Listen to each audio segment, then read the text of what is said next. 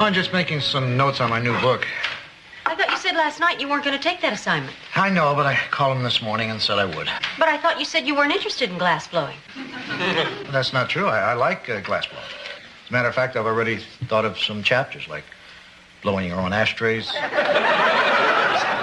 blowing your own candy bowls, not to mention all the animals you can blow. Hi, guys. Hi, Kurt. Hi, Kurt.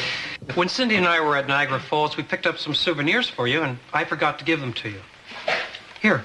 Oh, you didn't have to do that. I know, but Cindy really wanted to. Do you like it?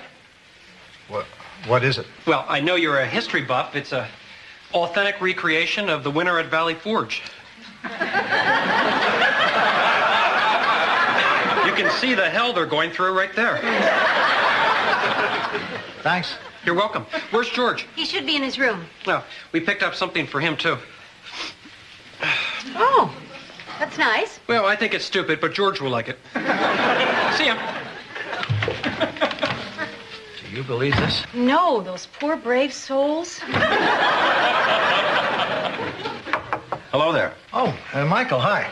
I'm sorry, I didn't know you were eating. No, that's all right. Come on in. Honey, this is Michael Harris. He was a producer on that TV show I did, Book Talk. Oh, it's nice to meet you. This is my wife, Joanna. Nice meeting you. Great taste, Dick. Listen, the reason I came by was something very exciting happened down at the television station this morning, and rather than calling you, I wanted to come by and tell you about it personally. I've come up with a fabulous new idea for a television show, and I want you to be the host of it. Really? Well, thanks, but I'm not interested. Honey, you don't even know what it is. Honey, you just got finished telling me I never turned down anything. Is it me, Dick? Is there some bad blood here I don't know about? No, Michael, it has nothing to do with you. I just don't want to do a TV show. Listen, I know Book Talk was not a pleasant experience for you, but that doesn't diminish the fact that you were fantastic in it. Listen, at least come down to the station. Let me give you the whole presentation. If you don't like the idea, I'll cry a little bit, but I'll understand. The least you can do is listen. Honey, I really don't want to do a TV show. You said that. I respect that. Now let me change your mind. All right, what time would you want me there? Well, Dick, it's going to be your show, so let's let it be at your convenience. But 3:30 would be great for me. Just bought the most incredible pair of... Hello. Hi. Oh, Stephanie, this is Michael Harris. Michael, Stephanie Vanderkellen. How do you do? Very well, thank you. How do you do? Excellent. Michael is the producer of that show Dick was on, Book Talk. Oh, you're a producer. For 3 years and 4 days. Your wife and children must be very proud of you. I'm not married. Stephanie works for us here at the inn. Really? Well, if you could call it working. I have all my nights, afternoons, and weekends free. Stephanie, I know we've just met, and forgive me if I'm moving a little too fast, but would you let me take you out for Manhattan sometime? I'd let you take me to Manhattan sometime. That sounds like a yes. I think it was. Great. Well, then I'll see you at 3:30, and I'll see you... At Barney, say 6:30? Extra great. And good to see you, too. Joanna. Exactly. Bye now. Bye. He's gorgeous, my God. Where have you been keeping him? Stephanie, take it easy. He's everything I've been looking for. He's young, he's successful. Did I say gorgeous? I can't believe it. I feel tingly. My heart is pounding. It's like my whole life is suddenly falling into place. I think that this is the guy that God meant for me to have. What did you say his name was?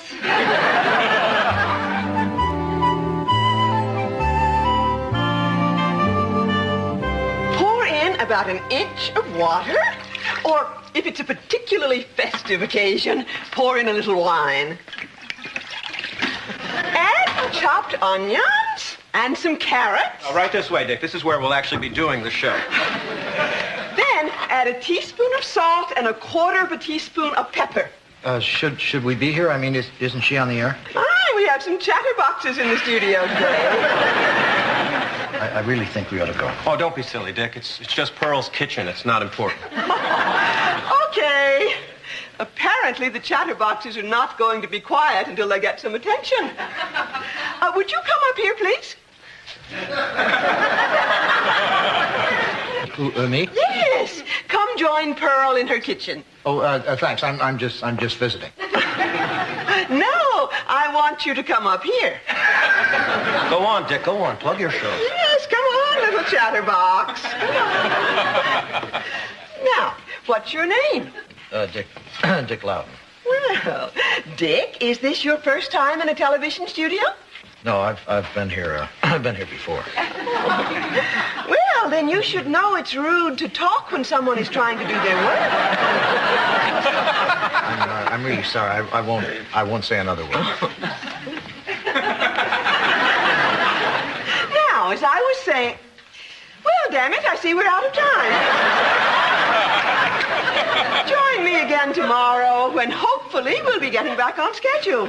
Until then, this is Pearl Metcalf saying ciao. The next time someone disturbs Pearl's kitchen, they're going to get a face full of bacon grease. Ignore her, Dick. She's in a lousy mood because her husband just died. Well, here it is, Dick. What do you think? Oh, Michael, it's very nice, but... Come on, sit down in your spot. Right here. Come on, sit down. Oh, I guess it wouldn't hurt to sit down. Dick, the show is called Vermont Today. And what we want to do with this show is to celebrate Vermont. You know, there are a lot of fascinating people in this state. College professors, doctors, authors. And these are the people we want. It's going to be a very uptown show. Well, it sounds like the kind of show, I'd like to watch. All right, let's talk money. You really don't think I can be bought? This is what we were talking to start. You're kidding. A week? No, a year. I was going to say, maybe I can be bought. Dick, we've talked it over, and everyone here is convinced that you'd be absolutely perfect for this. You're a classy guy, and the bottom line is, we want to do a classy show. Well, I can appreciate that. Hal, can we see the logo, please? Wow, is that really the logo? That's it, Dick. Now, I know just showing you a logo isn't going to change your mind. I mean, the host of Vermont Today is going to have to be committed to quality, unafraid of hard work, and dedicated to presenting the kind of show that everyone in Vermont can be proud of.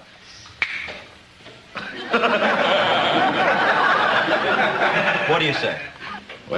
What can I say? I'm your man.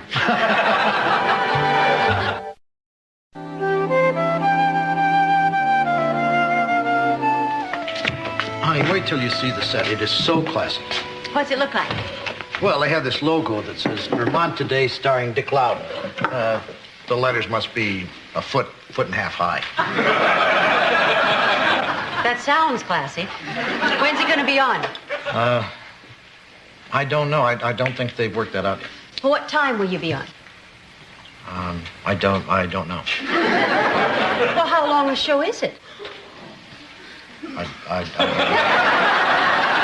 Well, how often is it on? Every day? Gee, I hope it's not on every day. Honey, how could you take this job if you don't know anything about it? Oh, I know a lot about it. I know it's called Vermont Today starring Dick Loudon, and I'll be interviewing people from Vermont. Are you going to pick the guests, or are they? I don't know.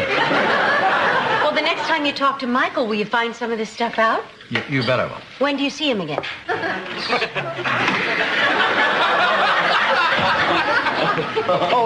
Michael, can I see you a minute? Hi. Hi, I'm surprised you two are back so soon. Well, we decided to go to a movie, but Stephanie thought she should change. And I thought it would be more fun to have one car. I take it you're having a good time. Oh, we are. You know how hard it is on first dates to find a subject to talk about. You go from one topic to another and everything's so superficial. Not us. We sat down and started talking about sweaters, and we didn't talk about anything else for an hour and a half. Well, if you'll excuse me, I have to change. Hey, don't go changing too much. I like you just the way you are.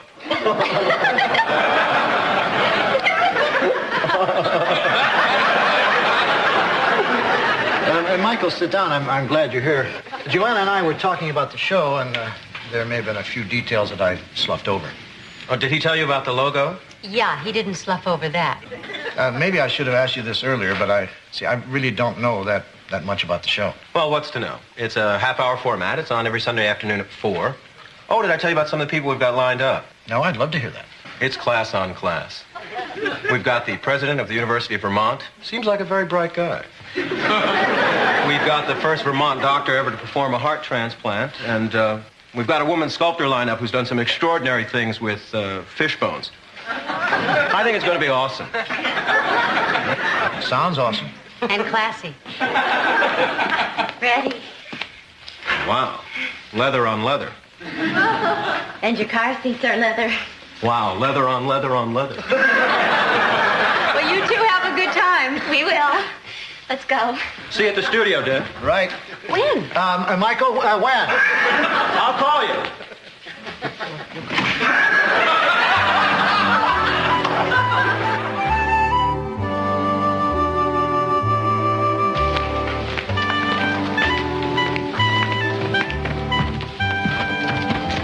Dick, how you doing?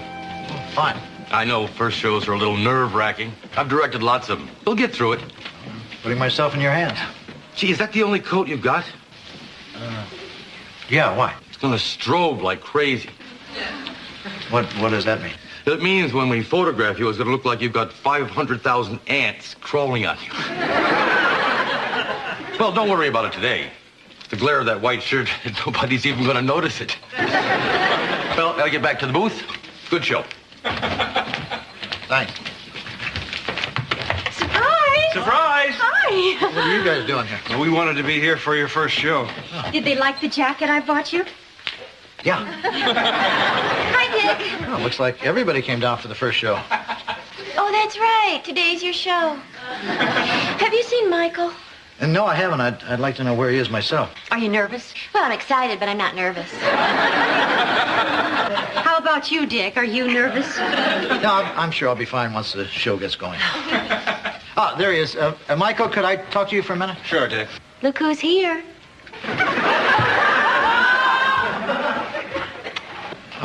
Michael, Right here, Dick. could we go over the format again? Okay. Well, first you introduce yourself, explain a little bit about the show, and then give the folks at home the number to call so they can call in and ask questions of the guests. Oh, speaking of guests, probably should have consulted you on this. We decided to move the president of the University of Vermont up to next week's show. But why? Well, we felt in order to attract that initial viewing audience, we needed more of a hook, something a little more promotable than some egghead college president. Who'd you get? The world's smallest horse. You promised this was going to be a classy show. Wait a minute, Dick. Since when does size have anything to do with class? We think it's going to be a dynamite segment. Look, I didn't take this job to interview animals. Honey, it might not be that bad. Yeah, you like horses. Michael, this 30 seconds, Dick. this really is a dirty trick. Wow, that coat really strobes. Did you hear that, honey? He says it strobes. 15 seconds, Dick. Have a good show. Yeah, we're all pulling for you. And don't worry about anything, Dick. All the people here are seasoned professionals. Folks, would you please get off the set? We're on the air. Oh, God, silly us.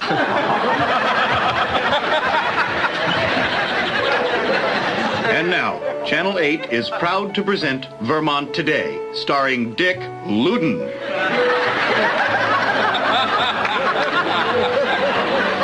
Well, good afternoon, everyone, and welcome to Vermont Today, the show that celebrates Vermont. I'm your host, Dick Loudon. Since this is our first show, I thought I'd tell you a little bit about what we're going to be doing here. Every week, we're going to have distinguished guests.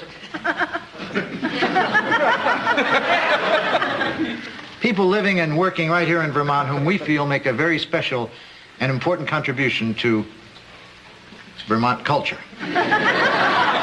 As an added feature of the show, we'd like you, our viewer, to get involved by calling 555-8000 and asking questions of our guests.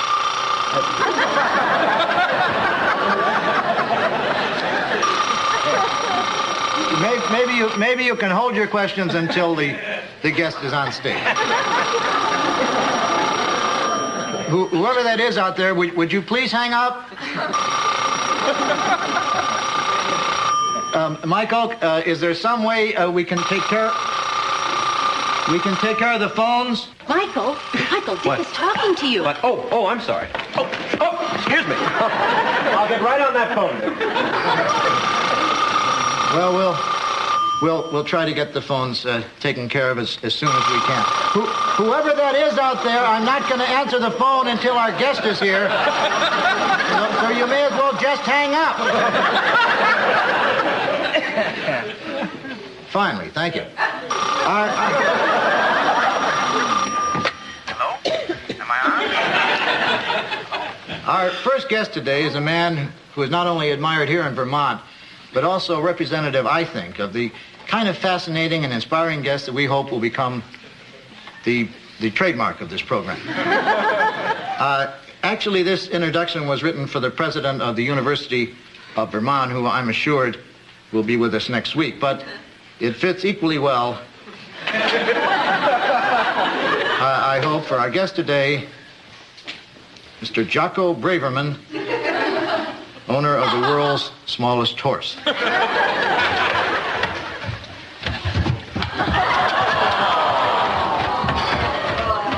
Howdy, Dick.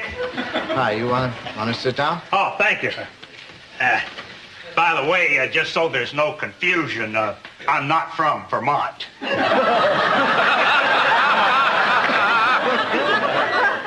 You're not. No, I'm very happy to hail from the beautiful city of Hollywood, Florida. Dick, you can hang that phone back up. It's all taken care of. Michael, he's not from Vermont. Really? News to me, Dick. Oh, looks like we have a call. Excuse me. Vermont today. Push the button for the squawk box, Dick. Oh, I'm sorry. Hello, Mr. Loudon? Yes, this is Dick Loudon. I'm calling about the world's smallest horse. What about it? I got a horse smaller than that. You do? I'd like to see it.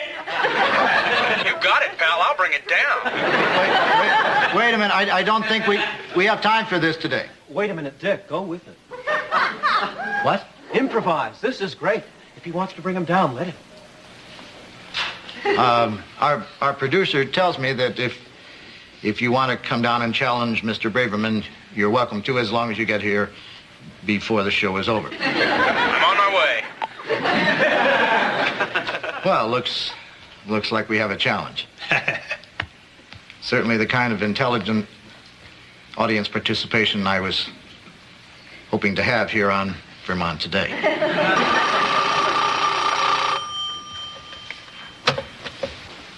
Vermont Today, you're on the air with Dick Loudon. Who's this? Dick Loudon. That's not the world's smallest horse. It isn't. Nope. The world's smallest horse is lying right next to me, here on the couch. Well, why don't you bring him down? Well, I hate to wake him up, but okay. So we don't spend all day answering the phone. Any of you out there who think you have a horse smaller than Tiny here, we invite you to bring him to the station before the show is over and challenge Mr. Braverman. Now let's go to a commercial. We'll be right back. All right, Dick. What a start. Michael, could I speak to you in private? You promised me... Hi, Steph. You promised me this was going to be a classy show. Well, Dick, what are you so upset about? People love animals. This will make them love you. Yeah, but I want this show to have dignity. Believe me, Dick, as long as you have dignity, the show will have dignity. See, there's no reason to come down here claiming you have the world's smallest horse when clearly you don't. I mean, this horse isn't close to being as small as Tiny here. Well, it's kind of hard to tell on TV. I don't have a very good set. Dick, behind you, we have another challenger.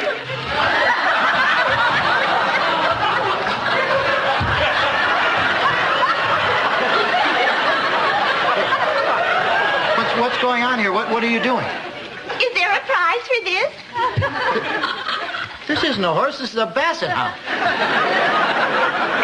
No, it isn't. Yes, it is, and I'm sorry, but this doesn't count. Well, then I hate your show. Don, no more challengers. Too late, Dick. Oh, come on. Who do I show the horse to? You really think this is the world's smallest horse? No, this is the world's oldest horse. We didn't ask for the world's oldest horse. Well, that woman doesn't even have a horse. She's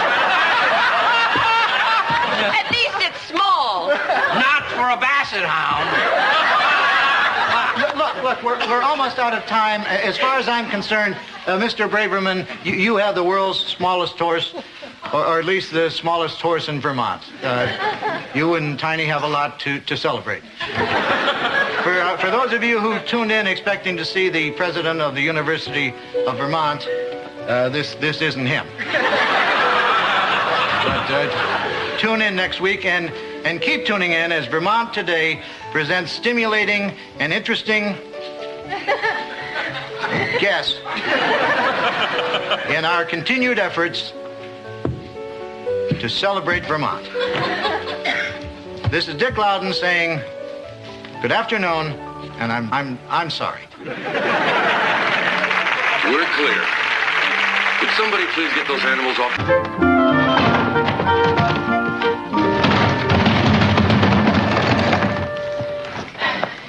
I don't understand why the previous owners didn't take this with them when they left the inn. Yeah, what could they have been thinking? Or we have so much junk to get rid of. I just hope it doesn't rain Saturday. It rains every time I have a yard sale. Honey, it doesn't always rain. What about the yard sale you had, what about the time, Now, by rain, are you including hail? Oh, Stephanie, good. Listen, keep Saturday open. We're going to need your help at the yard sale. A yard sale? Joanna, women with bunions and varicose veins buying each other's clothes? In a way. I just drove past one once and started to hyperventilate. I didn't relax until I reached a mall. Stephanie, I promise you, at the first sign of distress, we'll rush you to a department store. Won't George be back from his vacation in time to do it? He's bred for that kind of stuff. George will be back, but I still need you. Fine, Joanna. What next? Tie me up and drag me off to a swap meet? Come on, Dick, we've got a lot more stuff to get down. Honey, there could be valuable stuff in here. Oh, wow. Shoe trees.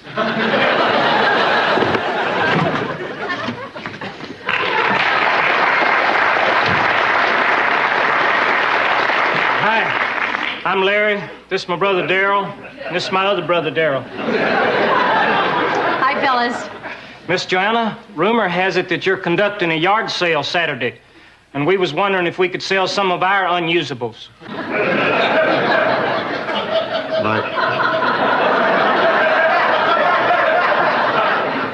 Like what? Well, Darrell has a whole stack of them romance novels. He's just a slave to them harlequin people. Other than that, just assorted odds and ends. Well, I don't see anything wrong with it yet. Much obliged. Here's something valuable, a woodcut dated 1780. It's the Stratford. Yeah, that's our front porch. That's our weather vane, and that's our carriage house. You mean where our garage is?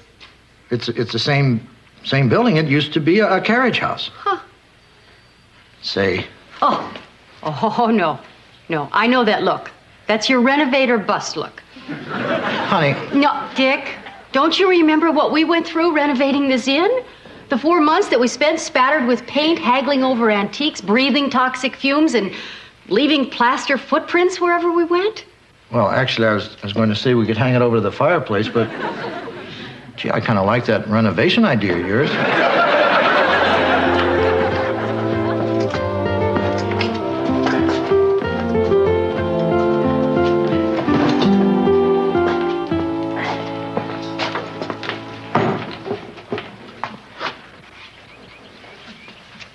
General Loudon, your steed is ready. Thank you, Ezekiel. There's a farthing for your trouble. Tell General Washington not to be concerned. General Loudon is on his way. Oh, General.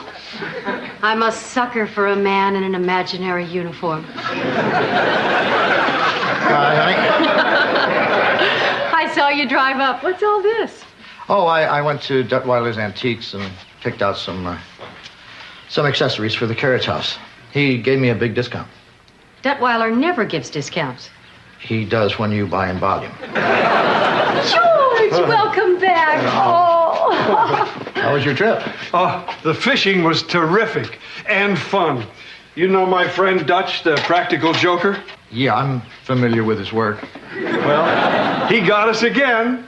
He drilled a hole in the bottom of the boat.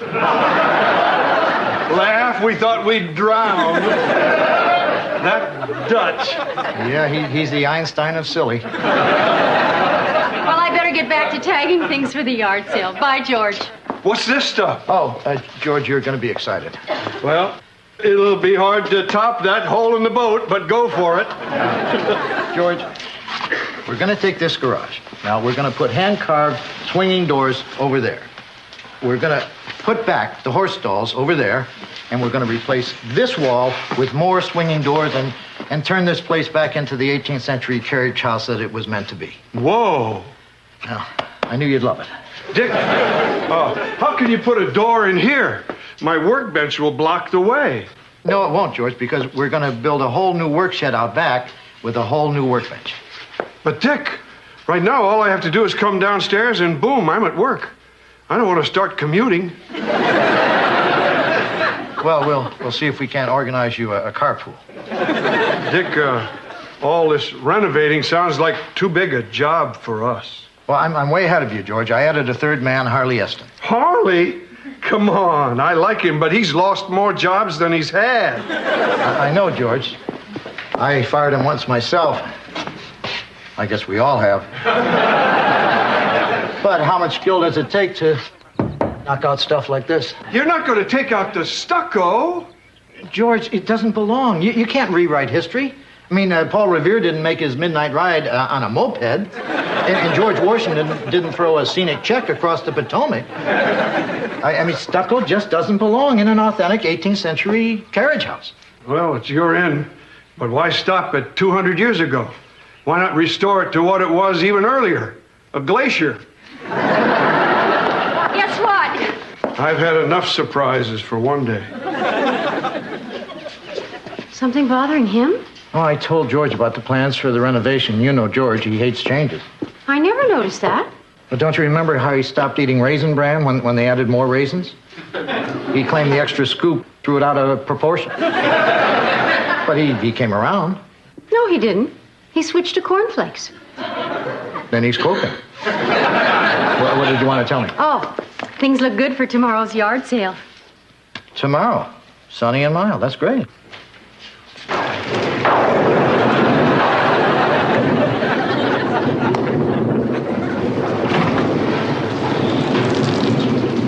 Okay, this is the last of it. Boy, did you ever see a storm come up that fast? Yes.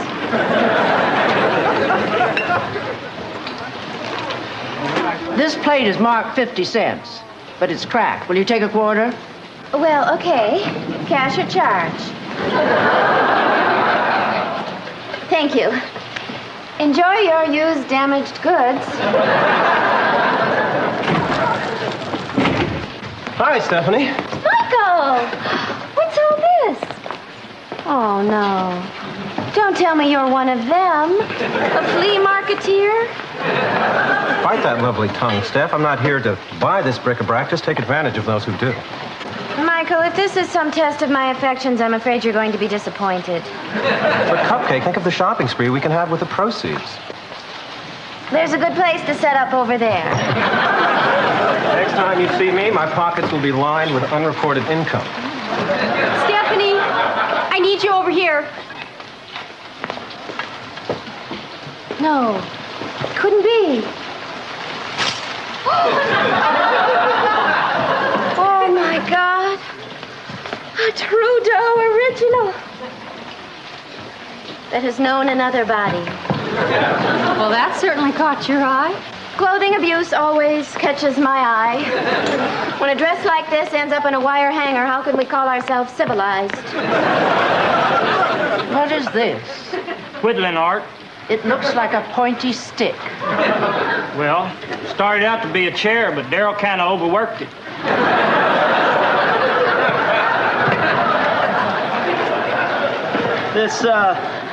This mood ring seems to be stuck on green. Well, of course. If it changed color, everyone would know what you're feeling. Do you really want a bunch of strangers snooping around inside your head? I don't think so. I'll take it.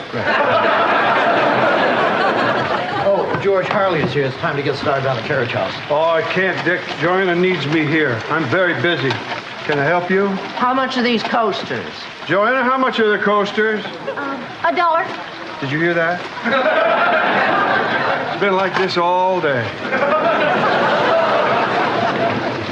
Stephanie, why don't you try the dress on? You obviously love it. I do not love it. I just feel sorry for it.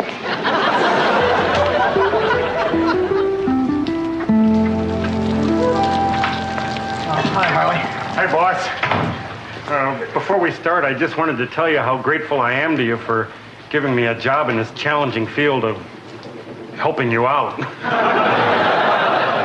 Harley, why don't you bring the toolbox over here and we'll get started. Am I fired? No, Harley. Whew. I could have sworn I latched that. I don't like to brag, but latching's kind of a specialty of mine. Harley, why don't I show you plans I drew up on what we're trying to accomplish here. We're going to be turning this ordinary garage back into the beautiful old carriage house it was 200 years ago. Okay by me. All right, why don't we start by moving the workbench away from the wall? I'm on it! Kind of a low one, isn't it? Yeah, maybe that's why George always complaining about backaches. All right. 1, 2, 3, lift! I see what he means. Oh, it's bolted down. Get me the hexagonal wrench in the toolbox. Yeah, I'm on it! Hexagonal wrench, hexagonal wrench, hexagonal wrench. Nope. What do you mean, nope? I put it in there myself this morning. Am I fired? No, Harley. All right, I will use the crescent wrench instead. Good idea. Crescent wrench, crescent wrench, crescent wrench. Nope. You're kidding. How about a nice pair of pliers? Okay. Nope. That's ridiculous. No, Harley, you're not fired. If you say the tools aren't in there, then they aren't in there. Thanks, boss. Maybe I better have a look.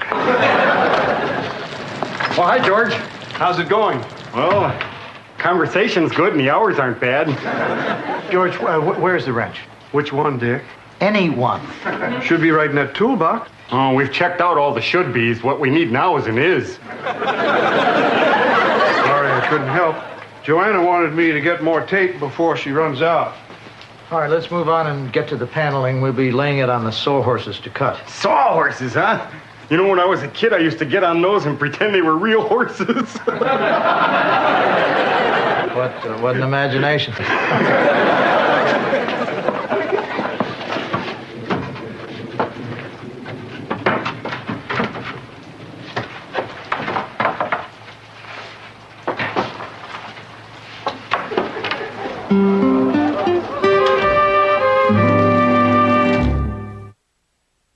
Harley, hold it steady. Are you ready? Let's make sawdust.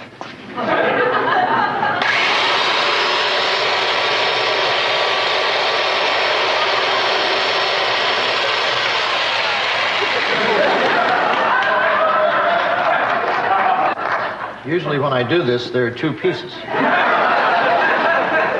Think it needs a new blade? A blade would help. Boy, do you ever get the feeling there's an outside force working against you? Now that you mention it. Hi, how's it coming? Well, the conversation's good and the hours aren't bad. I'm going to see if I can hunt up that new saw blade. Yeah, it's going great. In a few days, we should have this garage looking exactly like it is. Dick, a couple of people have asked if you've got any more of these drill bits. What are you doing with these? They're not for sale. Why not? They were with the other tools. You're selling my tools? Like hotcakes. Come on. Harley, I'll be back. Okay, and while the cat's away, this mouse is going to work like a banshee.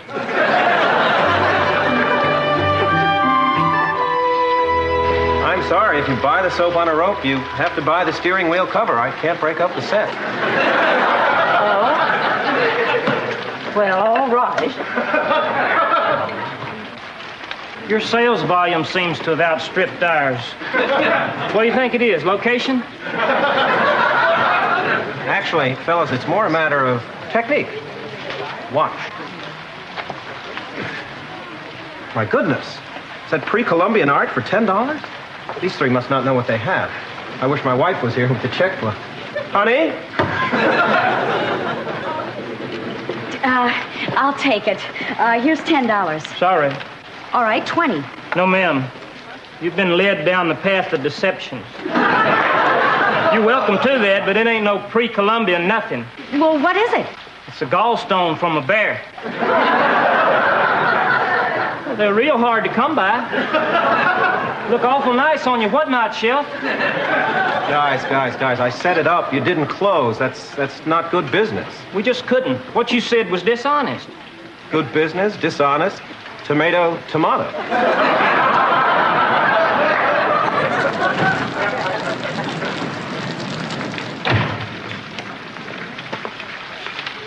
My pliers? My saw blade? I don't believe this. A complete socket wrench set for 15 cents? Hey, I'll take those. The hell you will. I'd like to buy this. Oh, you would? Uh-huh. Oh, you must be one of the lucky few who can handle this style. It makes most women look like they're retaining fluid. It does? The most insidious thing is the way it robs you of any trace of a bus line. Maybe I'll malt this over a little bit. Oh, dear, I hope it wasn't anything I said.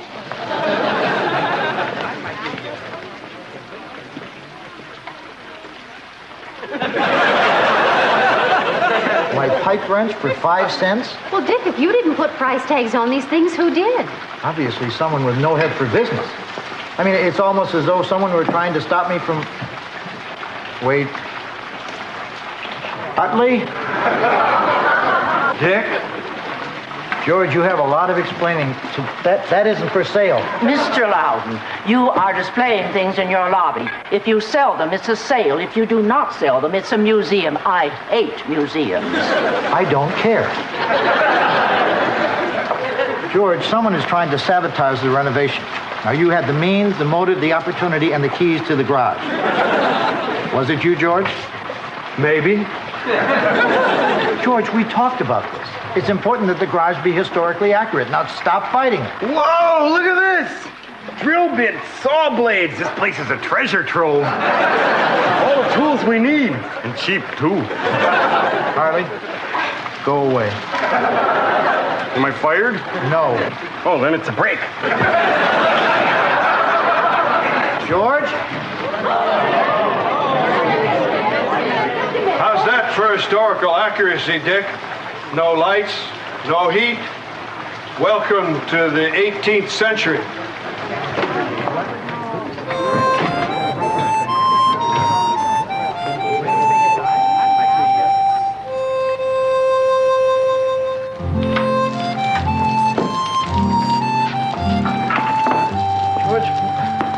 What's your problem? What do you care? Just fix the place up your way. Never mind how I feel. But I do care. I really want your blessing on this. You mean if I don't give you my blessing, you won't go through with it? No. I'll do it, but I'll feel bad. Thanks a lot. That's exactly what the Raisin Bran people said. George, you're going to love the new work shed. I mean, for one thing, it'll have a bench that wasn't built for a munchkin. My dad didn't build it for a munchkin. He built it for a kid. Me. Oh, that's why it's so low. Dick, don't you see what this means? Yeah, it means you're going to take his side. Not really. I just realized this is where George grew up. This was his Refuge. refuge. It's full of his Memories. memories. More than a refuge, this was his... Real neat place. George, I can handle it from here. The point is, Dick, that this garage is a piece of George's history. You want to talk history? I'm not doing this just for me. I'm doing this for America. I mean, one man preserving one piece of our great American heritage. Besides, I really want a carriage house. Well, it's your inn. Great, then it's settled. Maybe before you rip all this down, you could take a picture of the notches in this post for me. I'd like to remember how tall I was when I was 6. He was 6. Look at these archways. I mean, men in breeches and white wigs used to stand under these and say things like "ye" and "forsooth" and breeches. And when I was just 3. George, let me see if I can explain this. The closest I'm going to come to reliving history is by preserving a building, like this could be. George, I love history. History is the great joy of my life. One of the great joys of my life.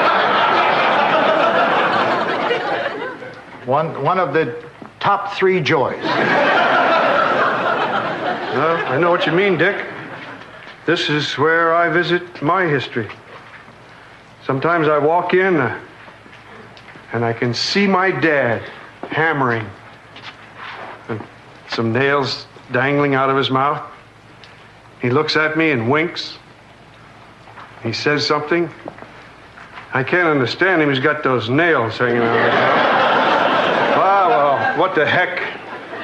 Everything changes, and it is your inn. Well, I may own the inn, but I guess it belongs to the people who have memories here. You're not going to change it? Not a stick. Dick, I'm sorry you never met my dad. He would have liked you.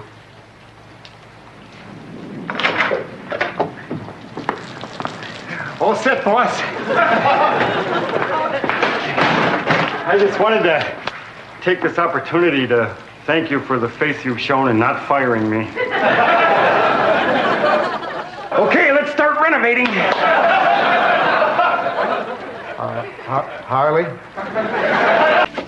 Oh, no, not another mystery novel. Honey, haven't you given up on those already? I think I'm getting pretty good at figuring them out. Yeah, your solution is to turn to the last page and see who the murderer is. Not this time, Dick. This book has the solution inside a sealed envelope. There is no way I can cheat. Honey, this wouldn't keep out the Smurfs. Dick, I swear I'm not going to open it until I've positively solved the mystery. Maybe you better hide it for me. Consider yourself frustrated. Hi, Harley. Hey, Joanne. Hey, Dick. Got any jobs available? Harley, I thought you had work. No, I lost that job with the wrecking crew. Turns out they're real sticklers about getting the addresses right. I'm afraid there's nothing at this address either. Good morning. Hi, Harley. Well, I'm off on official volunteer fire department business. Doing what? Putting out volunteer fires? That wouldn't go over too well down at the firehouse, Dick. We like to treat this whole matter more seriously. Our motto is, fire can burn. Well, I've got fire inspections to conduct. I'm covering the east side, starting with the Minuteman Cafe and working my way back to home base. That means you'll be inspecting here. In layman's terms, yes. Wait a second. when people have fire inspections, they're sometimes not up to code. When they're not up to code, they need repairs done by competent repairmen. But if I get there first, they'll hire me.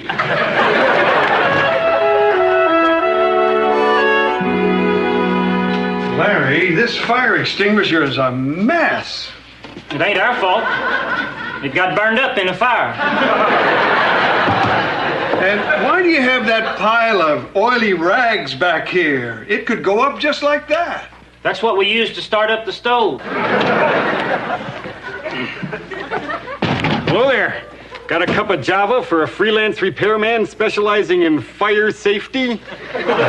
Sure. Darryl, we got some Joe to brew. Throw a rag in the stove. Grab a seat. Great. Now I can take a load off these weary repairmen specializing in fire safety's feet. Hi, I'm Larry. This is my brother. Great. George, how fortunate. Hi, Michael. Word has it you're going to be inspecting mi casa. You mean your domicile? Well, let's talk English here. My apartment. You might find one or two irregularities in the wiring system. That's something you'll have to take care of, Michael. Exactly. I found this for you outside. Wow, $30. You could buy a lot of plaid shirts with that, couldn't you, George? Well, yeah, but I got to give this back to whoever lost it. Well, George, whoever he was, he obviously intended it for you. The envelope has your name on it. That's true. Well, then, do we understand each other? Well, sure, Michael. We are talking English. Exactamente. Adios, amigo. Larry, you got a huge octopus behind the jukebox. All right. Darryl, grab a pot. I think we got our catch of the day. Not that kind of octopus. Sorry to go technical on you. Layman would call this a lot of wires. I'm afraid you're going to need electrical work done. You know, I think I'll rest my circuit tester right here on the table while I drink my coffee. Okay, Larry. You better get these violations fixed or we'll have to close you down. Whoa. Just as we were starting to do volume business. I hate to impose on a customer, but did we hear that you do freelance repair work? Perhaps. Why do you ask? Oh, my. It's just like they say in the brochure. Quaint, peaceful. Hi, welcome to Stratford. Friendly. We're the Nelsons. Oh, yes. Room 7 is ready and waiting for you. It's so nice to get out of the noisy city.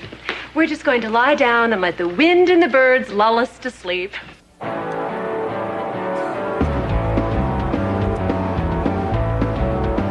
Those darn teenage birds. I think that's our neighbor's jukebox. I'll take care of it.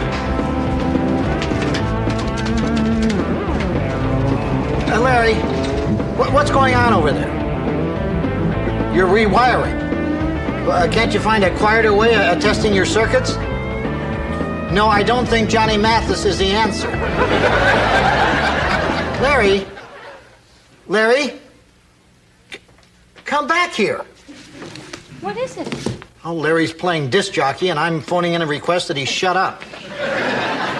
Larry, get your tail back here. Dick! Joanna! Larry's dead. What? He's dead. He was talking on the phone, helping me rewire a circuit, and suddenly there was this big flash, and he lit up like a sparkler. It was terrible. Oh, my God. All right, you call the paramedics. I'm going over there.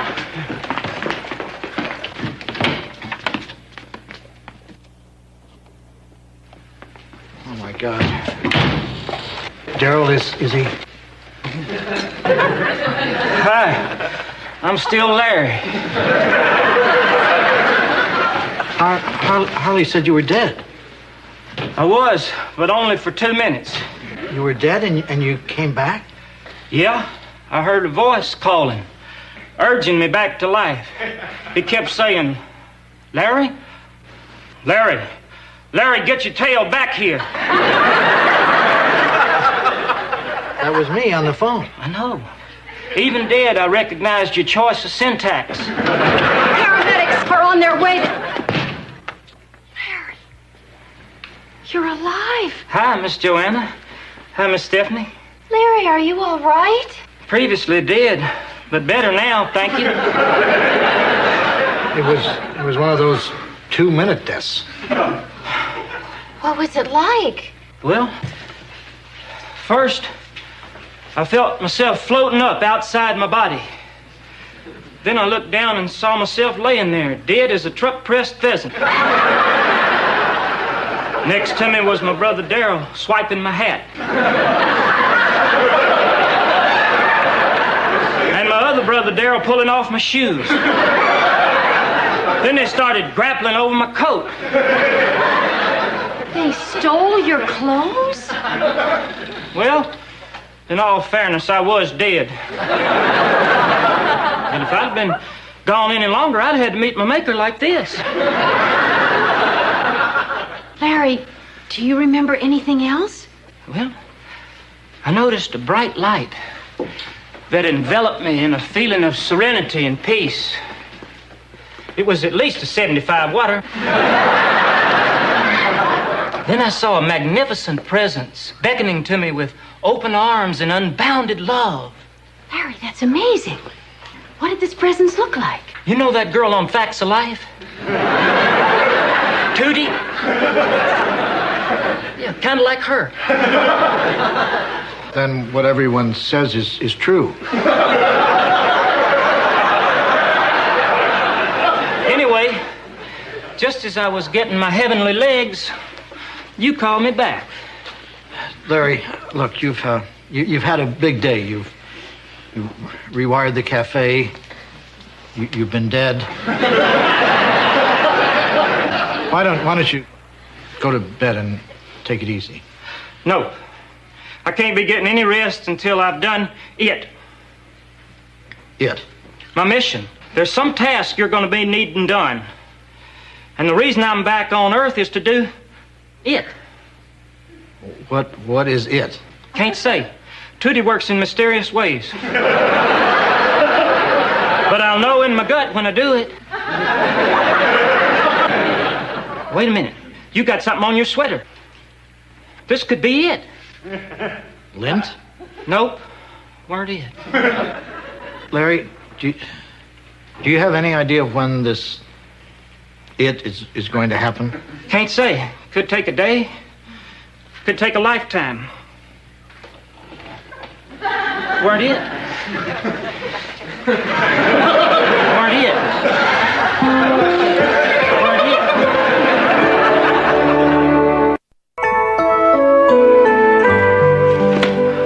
Okay, Dick, I'm ready. Here goes.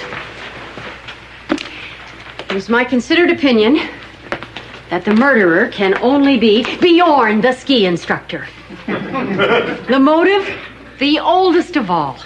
He couldn't bear to see Lizzie in the arms of Raoul the gardener. Well?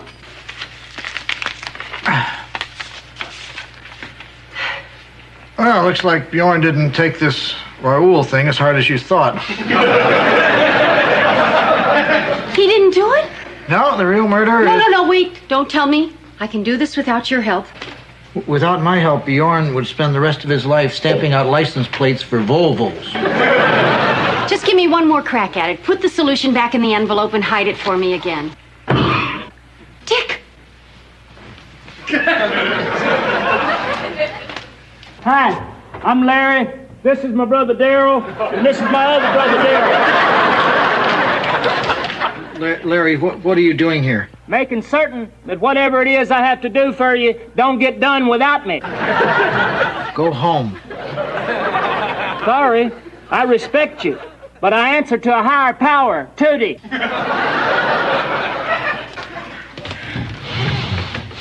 Larry, come in here. The thing you're supposed to do for me is this vase. It's the most important thing in my life. Dick. I mean, go along with me. In fact, it's so valuable that I'm terrified of taking it downstairs where it belongs. Now, if you could do that for me, then you would be doing the thing that you've been brought back from the dead for. Sounds important, all right. Okay. Daryl, here, catch. Oh, dear. But don't worry, it weren't it.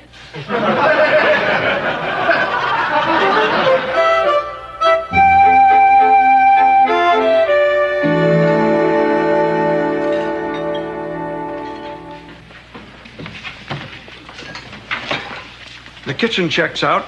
I got to inspect the basement. George, could you explain this? It's a citation. Your apartment is in violation of code. It was a tiny infraction. You were siphoning off electricity from other tenants. The lady above you couldn't even recharge her wheelchair. George, I thought we had an understanding. What about?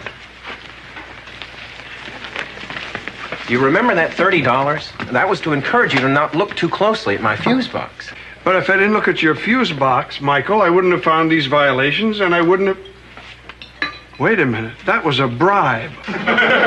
Bribe is such an ugly word. Too bad it's so damned appropriate. I'm afraid I'm going to have to return your money, and I'm going to cite you for attempting to bribe a fire inspector. George, stop writing. I've learned my lesson. How much would it cost for you to forget the whole thing?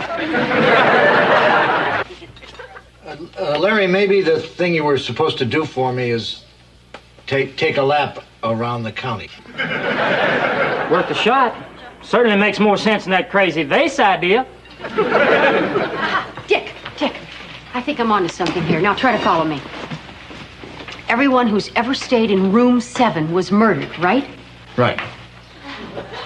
Did you hear that? We're in room 7. 12 people hacked to bits inside of a month. And the only person with easy access to that room was the maid.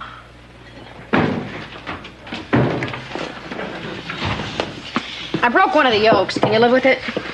Yes, it's perfect. We love it.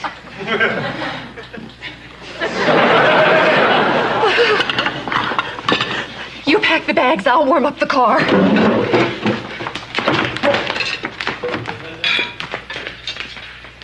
Bad news, Dick. I'm going to have to cite you unless you get the basement cleaned up by the 15th.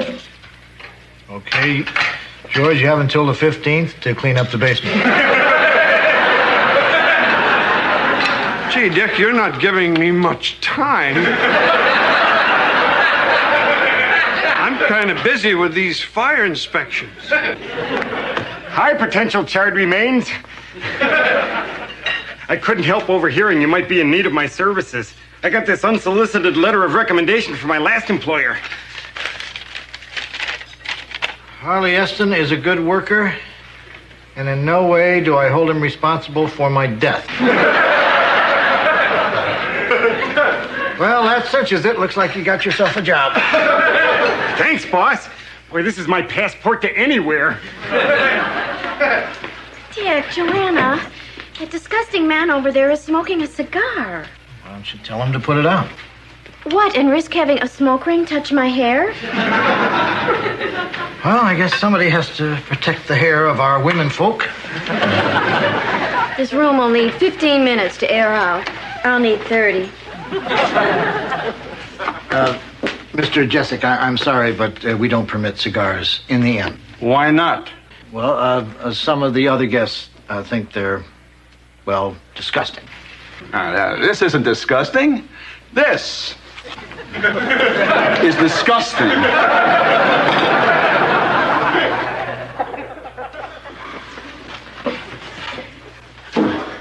Are we still going to the drugstore this morning? Yeah. Drugs. Of course. If he had been drugged, that would account for the missing 10 hours.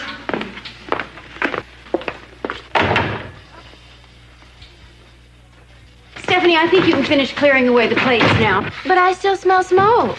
Stephanie, the man, put a cigar out a long time ago. Gangway!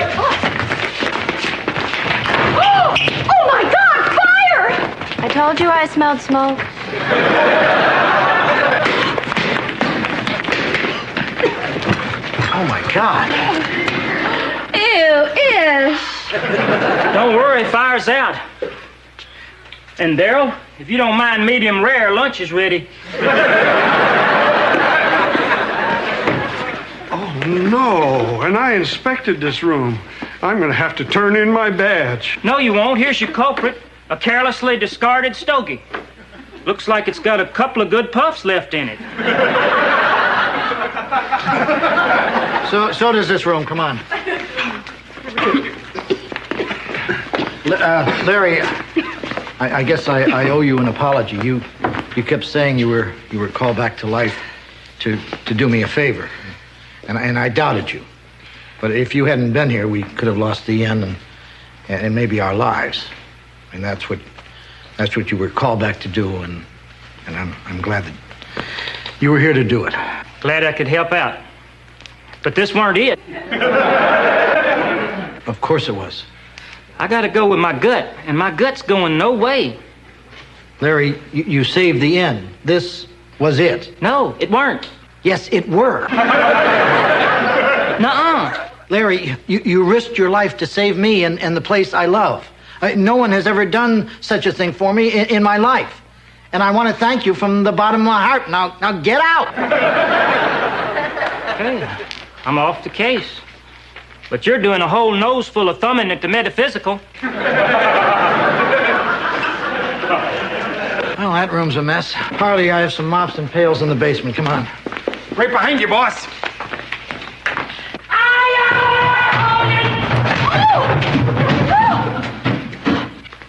Jeez, good thing I wasn't right in front of him. Honey, are you okay? I've been better. Careful, I gotta put your arm around my shoulder. Okay, I felt a disturbance in the force. Dick just fell down the stairs. Be careful. Watch what she said. I think his ankle is broken. I'll call the doctor. What the hell did I trip over? my toolbox. You left your toolbox at the top of the stairs? In retrospect, it's looking more and more like a bad decision. Are you all right? Hold on. This was it. What is it? This toolbox. I was supposed to move it out of harm's way. That's what Tootie sent me back for. Larry, at this point, who cares? Well, how did we get to this point? When I could have done some good, you kicked me out on my keister. Come on, Daryl. Man comes back from the dead with a mission, but will anyone let him do it? No. Oh, no!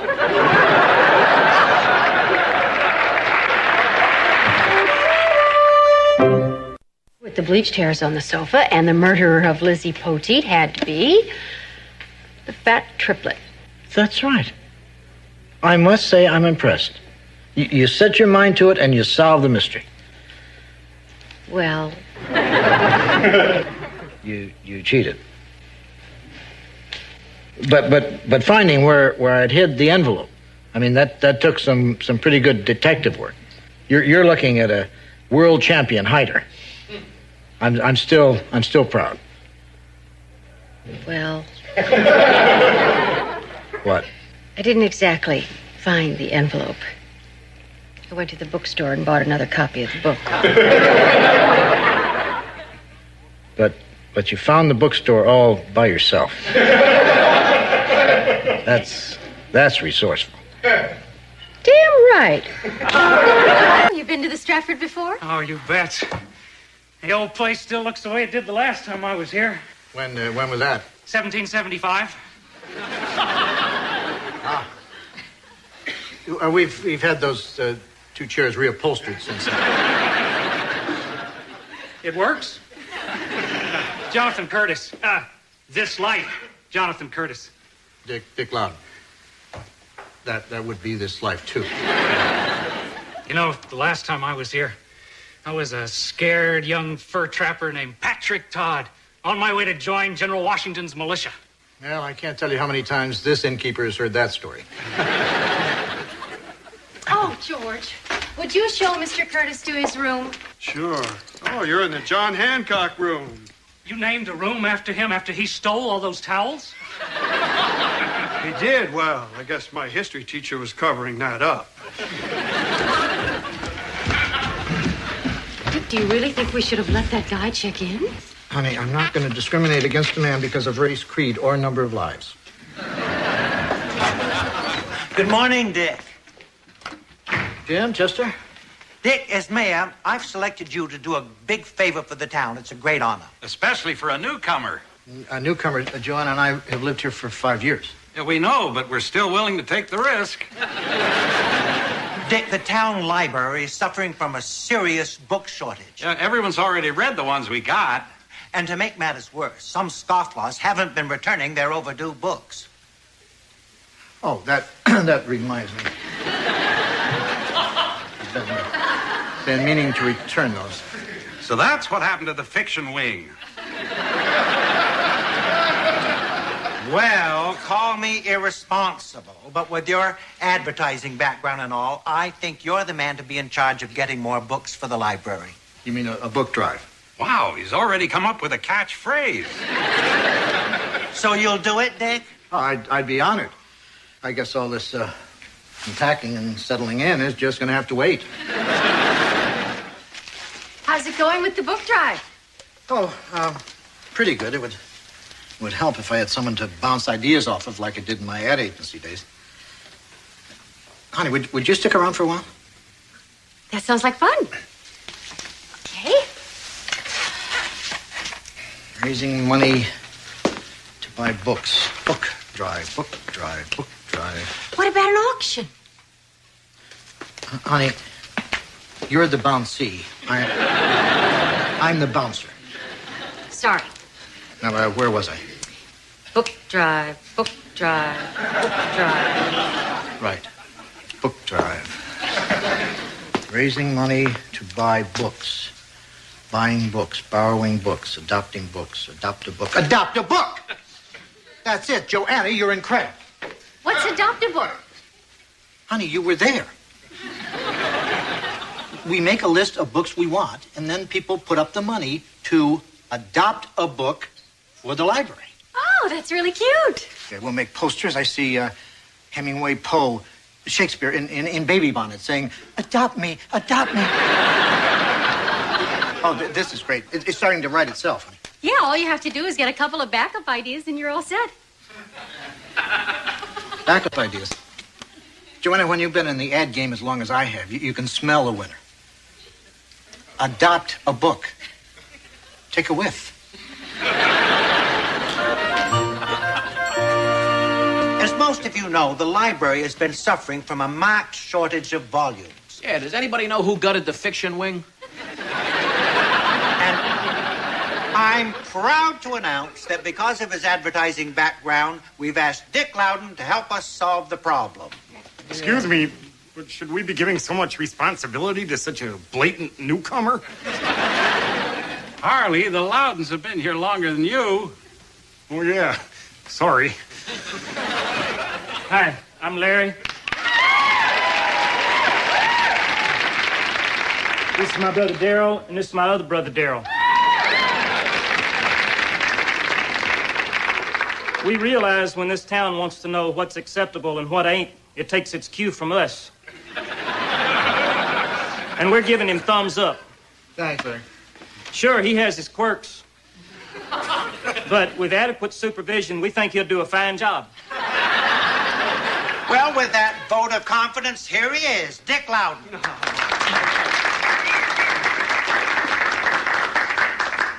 Thank you. Wow. Look at that easel. And a special thanks to George Utley for making this easel. Ladies and gentlemen, I have an idea that is going to get the library so many books that someone is going to actually have to alphabetize the card catalog. Wow. Yes. How are we going to get all these wonderful works of literature? Where is the money coming from? 3 magic words. Adopt a book.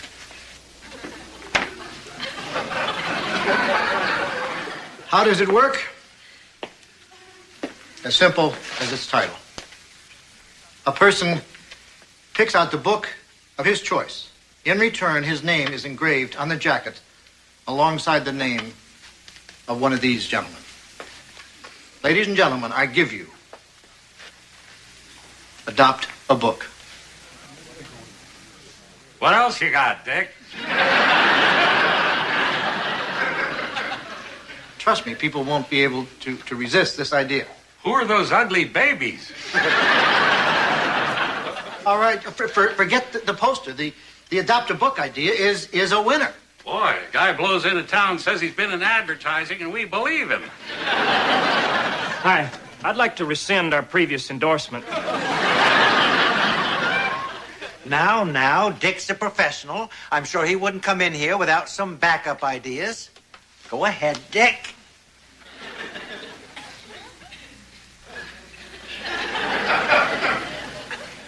I have some, but I don't have any that were that were really, thought through carefully. Honey, what about the auction idea? Honey, nobody's going to get excited about an auction. Auction? Hey, that's a great idea. Yeah. Actually, the auction was Joanna's idea. It's great. No babies with beards. Let's hear it for Joanna.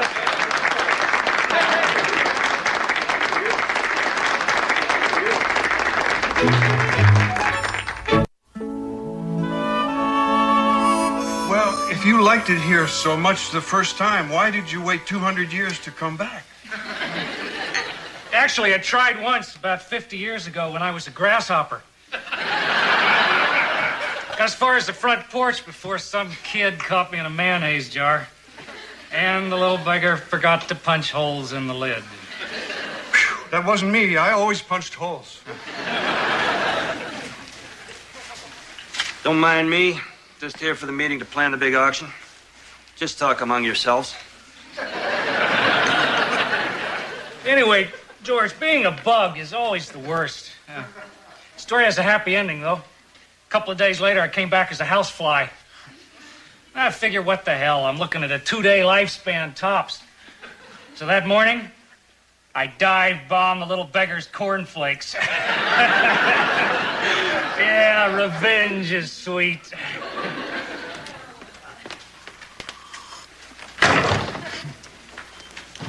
Excuse me, ma'am. What can you tell me about the male cock schmoozing with your handyman? Oh, he's some dead guy who checked in yesterday. I had a hunch. All I can say is I would only come back as myself. Oh, I'm sorry, George. I can't do that. Well, then you can just forget it.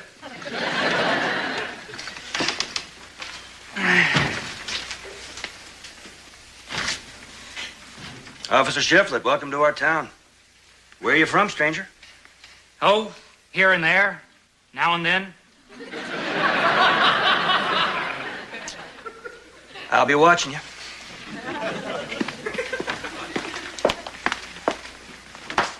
Well, seems we're all here. Let's start the meeting. Let the record show I was here first. Since we're having an auction, my guess is we're gonna need an auctioneer. I hired one from the Boston Guild, and he comes with his own gavel. Wow, she's good.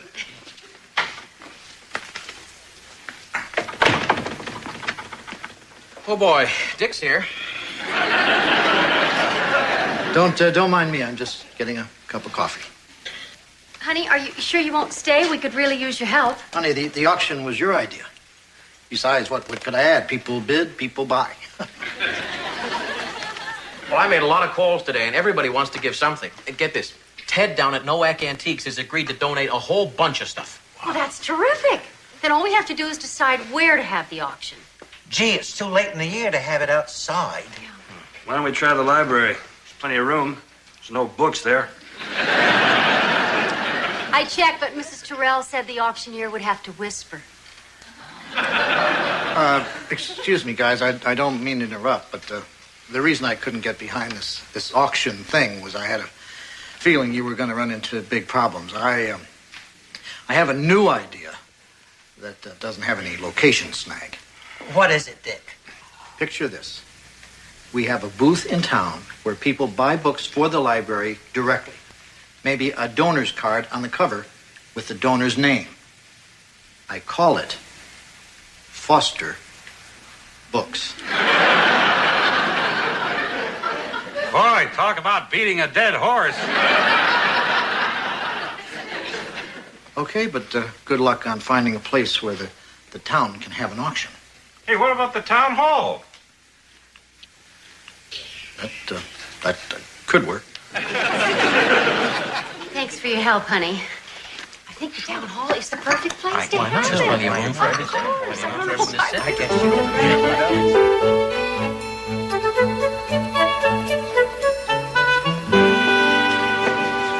Dick, do you believe this turnout? It's everything we hoped for. And more. Oh, hi, Joanna. Can you believe all this? It just goes to show you how this town gets behind a really great idea. Oh, hi, Dick. Joanna, the auctioneer is really anxious to meet the lady who put this all together. Oh, honey, I'll be right back. Gee, Dick, it took a lot of guts for you to show up at Joanna's auction. She make you come? JJ, I don't expect you to understand this, but I'm hoping it'll be just as big a success as everyone else. Sure, Dick. I'd like to run that smile through a polygraph. Honey, this is James Reeves, the auctioneer from the Boston Guild. This is my husband, Dick. So everybody tells me you're an auction hater. Now, who are you going to believe, me or everybody? Okay, people, let's start the auction and the bidding. Our first item is contributed by Miss Stephanie Vanderkellen. A strand of gold appraised as priceless. Thank you. It's hair. $5. I have $5.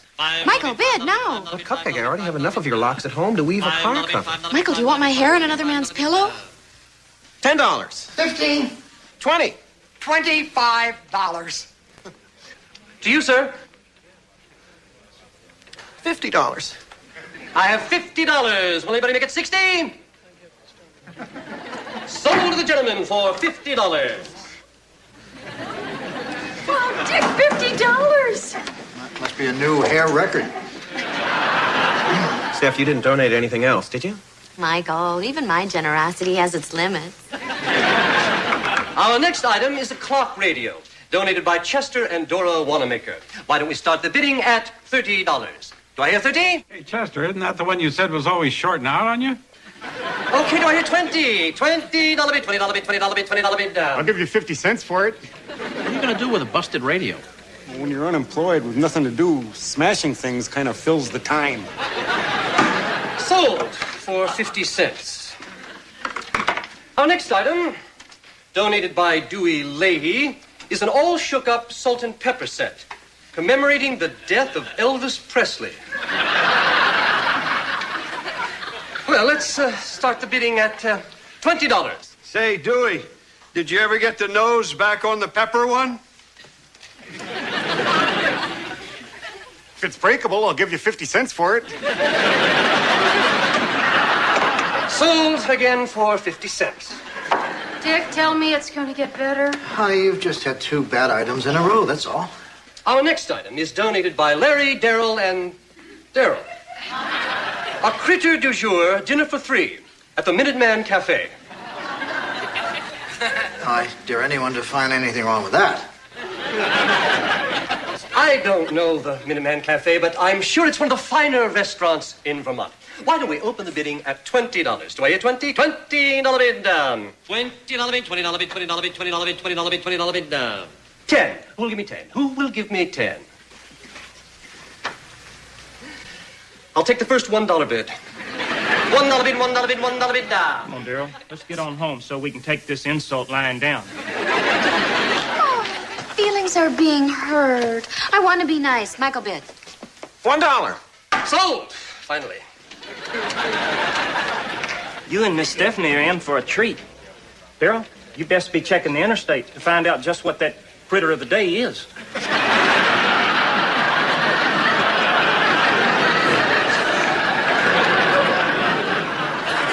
Why don't we just skip ahead to the big undamaged items? Donated by Nowak Antiques, we have a collection of toys dated between 1750 and 1770 and highlighted by this snow sled, appraised at $3,000. Thank God for those. I'll open the bidding at $1,000. Do I hear 1,000? 1,000, 1,000. My sled! And Harry the horse! And my skates! Drop that toy or you're a dead man, dead man. Yeah, these toys are mine. My father made them for me when I was a little boy. Wow, some antiques. That sled must be all of 20 years old.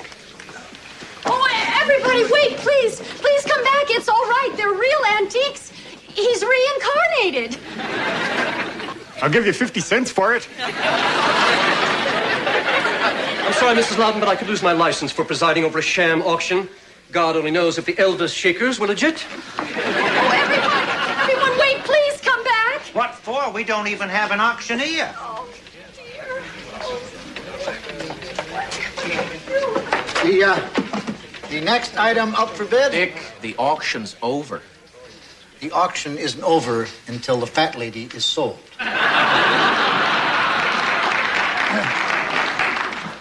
Our next item is this cookie jar, and we'll start the bidding at $1.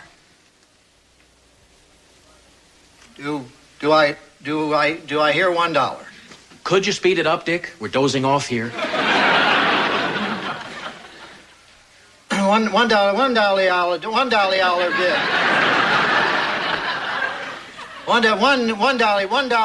$1 bid.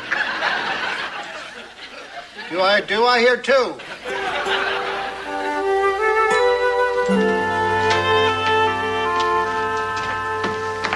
Well, I nearly had Mrs. Peterson sold on this waffle iron when she made a sharp turn and I rolled off the hood.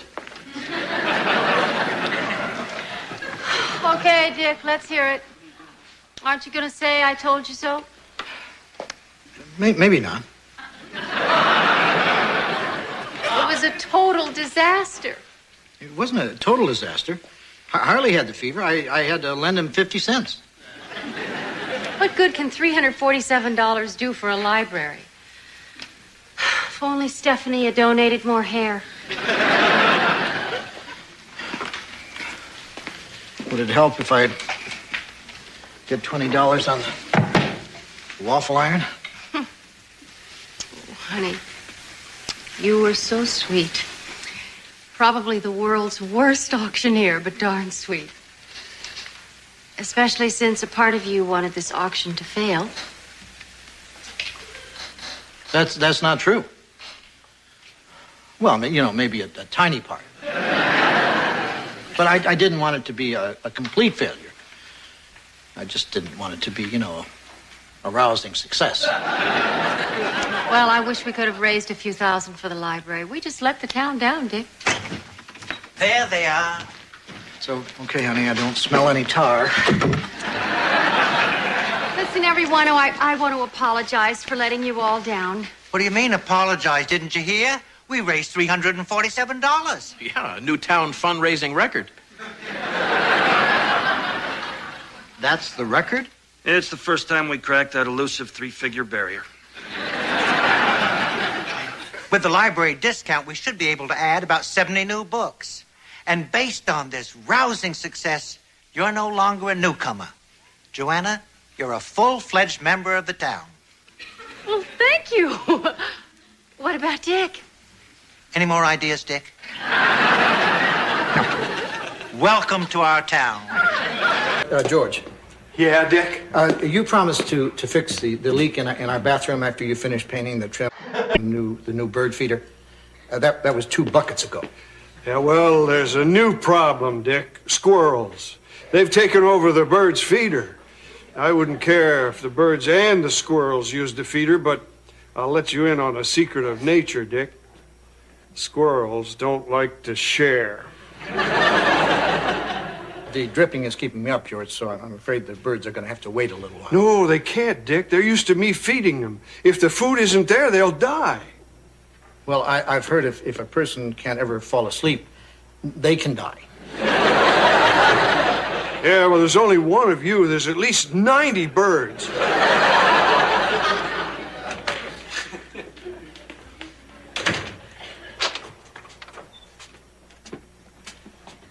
Well, here we are, Steph. At home. Or should I say, in home.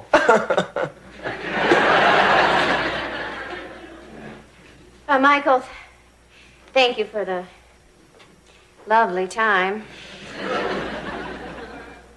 Now, is the date officially over? Yes. What did you think? Well, I think this makes 4 dates in a row that haven't been fun. I know, Steph. I don't know what's wrong. We paraded around town. We played What Would You Buy with $3 million if you had to spend it all on yourself. Had all the ingredients of a great date. But I didn't even go, ooh, once. Michael, I'm worried we're getting stale. But there's one way to find out for sure. A cosmopolitan test. There's one in this month. Has your relationship broken the Bohr barrier? Do you often do the same thing date after date? Yes. Well, Steph, that's not really a fair question. There's only so much to do in this town. Michael, this is Cosmo, so it's completely scientific. Can you always tell what the other is going to say? Yes. If you were on a date and it were going badly, would you, A, suggest that you forget this activity and the two of you go skinny dipping instead? B, during the date, pretend that everything is okay, but try to discuss it later to no avail. B, it is. 1. How many unpleasant dates in a row have you had? 1, 2, 3, or more? 3 or more. Now here comes the part I hate. Tallying.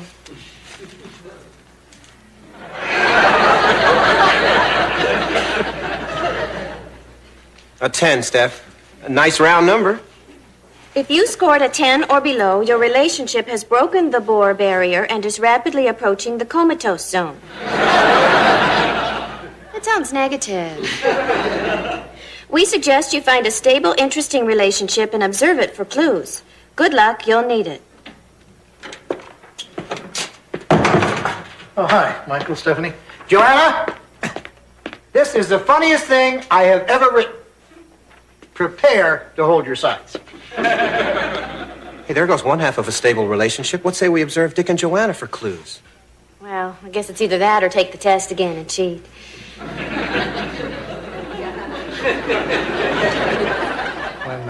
When rolling out the fiberglass is very important. You wear gloves, or you might add insulation to injury.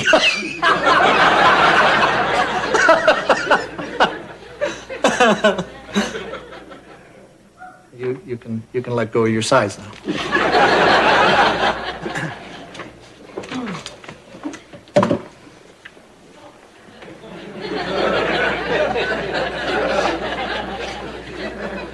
Do you want to open this can of worms, or should I?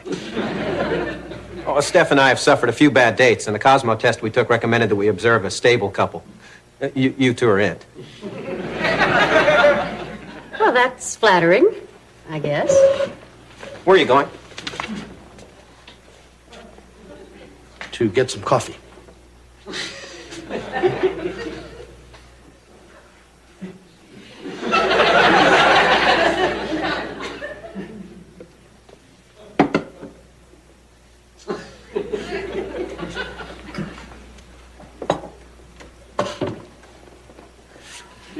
Michael, this isn't working. Why, Cuppers? Because even on our worst dates, more fun than this happens. Well, that isn't a fair comparison. This is everyday life, not a date. Okay, we'll observe you on a date. No, you won't. That's why we got married, so we wouldn't have to date anymore. I think a date would be fun. think a date would be ridiculous. That's just what I should expect from a man who likes ruts. What are you talking about, ruts? Just last year I was spontaneous. You two might want to take the Cosmo test. Are you fighting your way to an early divorce? Not early enough. All right, we'll go on a stupid date. Great, make that a double. You two pick the place, and Steph and I will be there with peepers peeled. Joanna, cut it out. Dick, if you don't want us to keep score, fine. But if you want me to keep score, you can't keep yelling at me every time I ask how you did on a hole. I got a 6, okay? And how did you do? I got a 1. See, that's why we never date. Why? Because every time you do something better than I do, you gloat. I'm not gloating. You're comparing our scores. I'm tabulating, Dick. There is a difference between tabulating and gloating. And what you're doing is gloating. Are they still fighting? Does this place have indoor-outdoor carpeting? I'm beginning to think this wasn't such a good idea. Why, Steph? Well, we're playing a game where the aim is to be below par. It's all wrong for me. Oh, good, a water hole. You're trying to mess with my concentration, aren't you, Joanna? And there's too much yelling. Yeah, but Steph, maybe that's how they keep their relationship fresh, by arguing. Should we try it? That's the assignment. Michael, move out of the way. It's my turn. No, it's not. It's my turn. It's mine. Mine. Mine. Mine. I'm bored. Well, let's catch up with Dick and Joanna. Maybe we're missing something. Oh, what do you want to say we got on this hole? A 2. I'm tired of 2s. Let's give ourselves 1s. Done. Now, you realize if we join Dick and Joanna, we may actually have to play a hole. Ew. I swear that windmill was inconsistent. Dick, we are supposed to be showing Stephanie and Michael that a long-term relationship can be fun, and all we're doing is fighting. That's because somebody has done nothing but... Don't say it. Gloat. Well, what do you want me to do? Let you win? Yes. Dream on.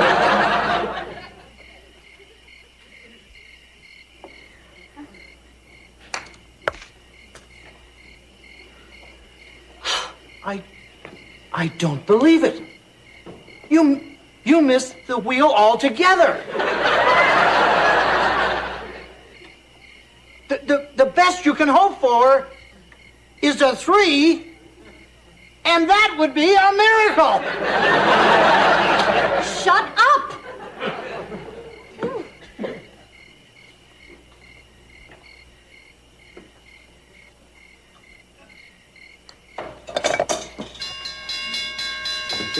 It went in the goal seat.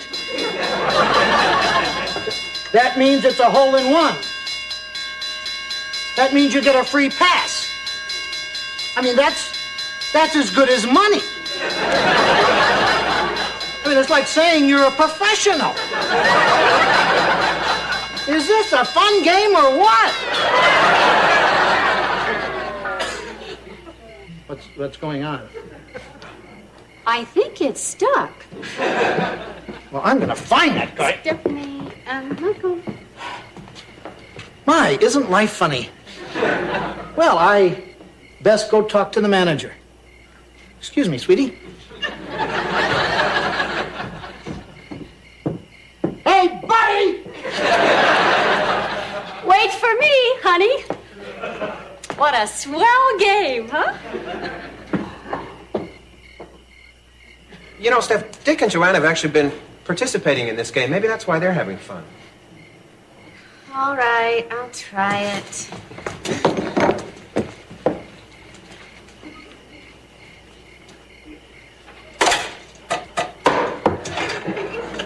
Whose ball was that? Who cares?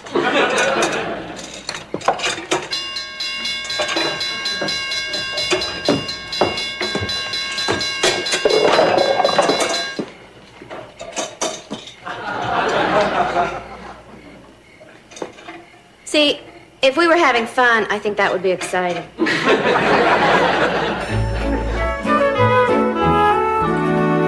I'm afraid there's bad news on the bird front, Dick. I designed a feeder with a hole that's big enough for the birds, but too small for the squirrels. That sounds good, George. What's the problem? Well, a cardinal got in. She ate so much she couldn't get back out. So then she ate some more. By the time I got to her, she was a balloon. So I'm kind of back to square one. That's all right, George, because the last time I checked the faucet, it had stopped dripping. Oh, good. Yeah, now it's a steady stream. All right, Dick, you decide. A leaky faucet or a chubby bird in distress? Chubby bird. Dick, I've never felt closer to you than right now.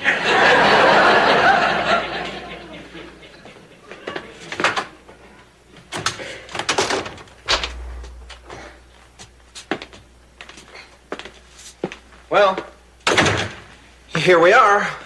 Home, sweet hotel. Oh. Michael, we really need to talk.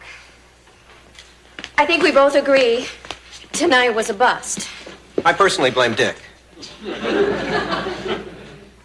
Michael, my whole dating life, I've had one steadfast, unbreakable rule. 4 bad dates and dump them. I had the same rule, Steph. Oh, dear. Only mine was 5 bad dates. Something has to give. I know. We love each other, but something has zapped the zip. What do you think we should do? Well, I feel like we've tried everything. I mean, you have your breakup rule, and I have mine, so it seems to me there's only one thing we can do. Seek professional help. Professional help? You mean counseling? Well, I know it's an extreme step, but no Sizzling. Michael, you don't understand. No one in my family has ever received any help from a mental health professional. We've always been blessed with enough money to just lock the troubled ones away. There has to be another way. Maybe if we threw a party or went someplace tropical. Steph, what if we do those things and they turn out badly? How will we ever dig ourselves out from 8 or 9 bad dates? I can't go to a counselor. I won't.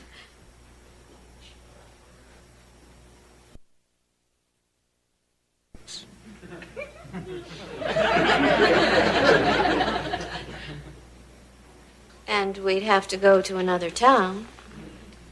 No one will ever know. All right. Atta girl. I hope you realize how much this means I love you, Chuck.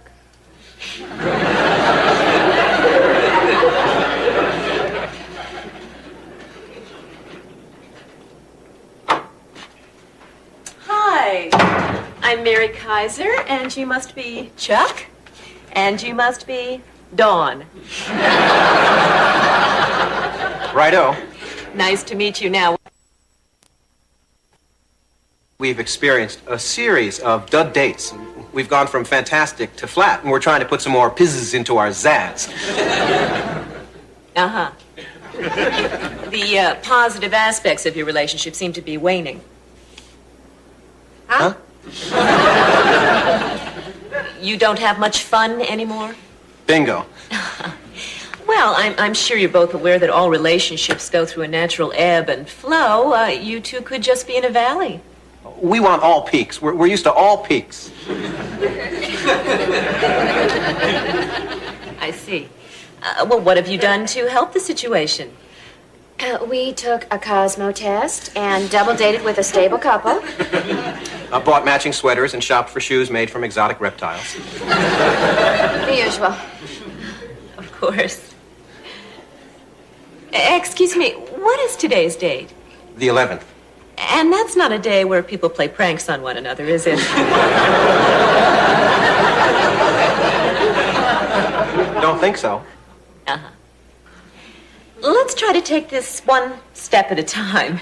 You say you want more fun. Define fun. Chuck. Well, that's easy. Sneaking into department stores and replacing those loser wallet photos with snaps of ours truly. Really? Generally, a fun date is filled with grins and giggles and a general sense of being superior to others. Feeling smug and giggling. And no yelling. Let's discuss likes and dislikes. Dawn, what do you like about Chuck? His hair.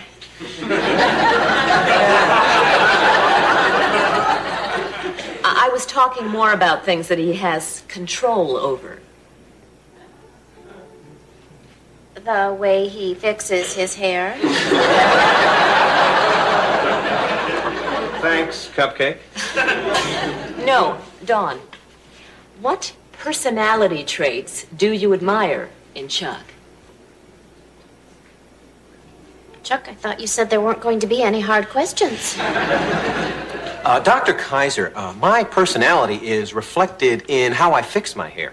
And Dawn is saying she likes that. Come on, who sent you here? Dr. Hal? We got your name from the Yellow Pages.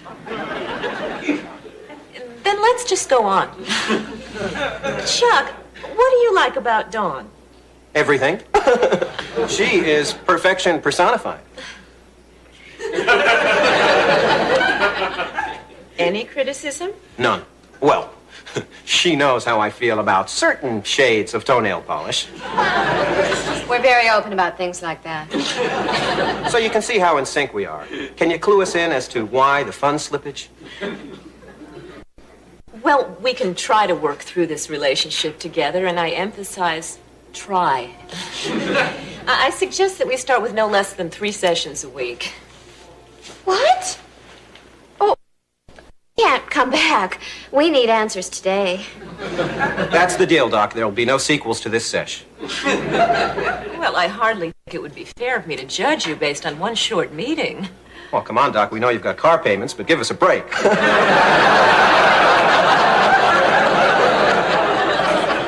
But sometimes one short meeting is all you need. I think it's fairly obvious that you two share the same shallow values.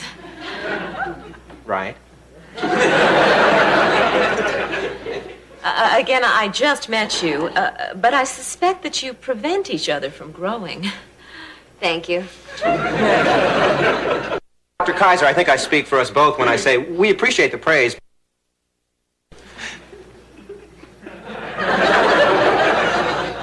I recommend... You mean take a brief vacation from each other? I mean break up. For... Ever. Run away from each other, never see each other again. Michael, I don't think this is going to help us have more fun. You two have the most surface relationship I have ever seen. Now, if you will excuse me, I have thinking patience to see. And you swear Dr. Hal's not behind this? Dick, you'll be glad to know that everything is A-OK. You mean you finally designed a squirrel? No, I put up 2. One filled with stuff the birds like and one filled with nuts for the squirrels. And I'm going to right now get a pipe wrench to fix that leak. Joanna, she can put away the scuba gear. Hey, you raccoons, get away from there! Looks like our skyline's going to be dotted with feeders, Dick. Honey, you want to put the bed on pontoons?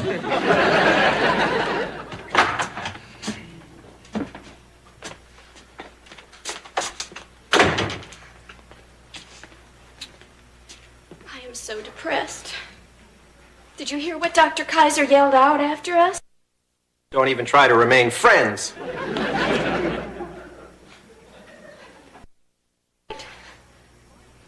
All the signs point to breaking up. But Steph, we can't give up. There must be something we can do.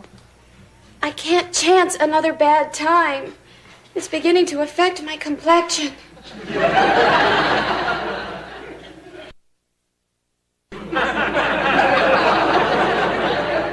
But I still feel that there's something we haven't tried. Michael, stop torturing yourself. Maybe we aren't right for each other. Maybe we should just break up. What else can we do?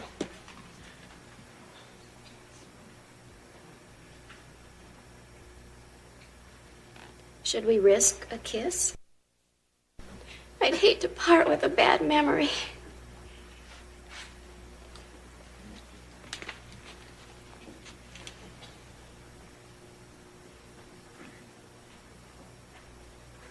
It wasn't bad.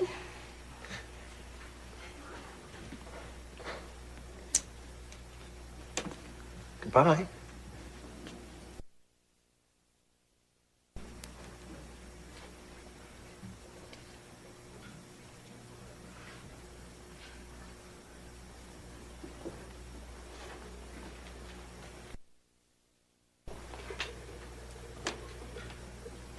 What if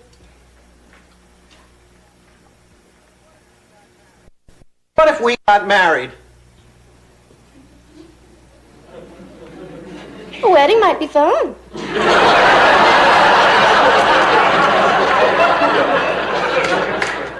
There'd be parties and presents and color schemes. It's a hotel.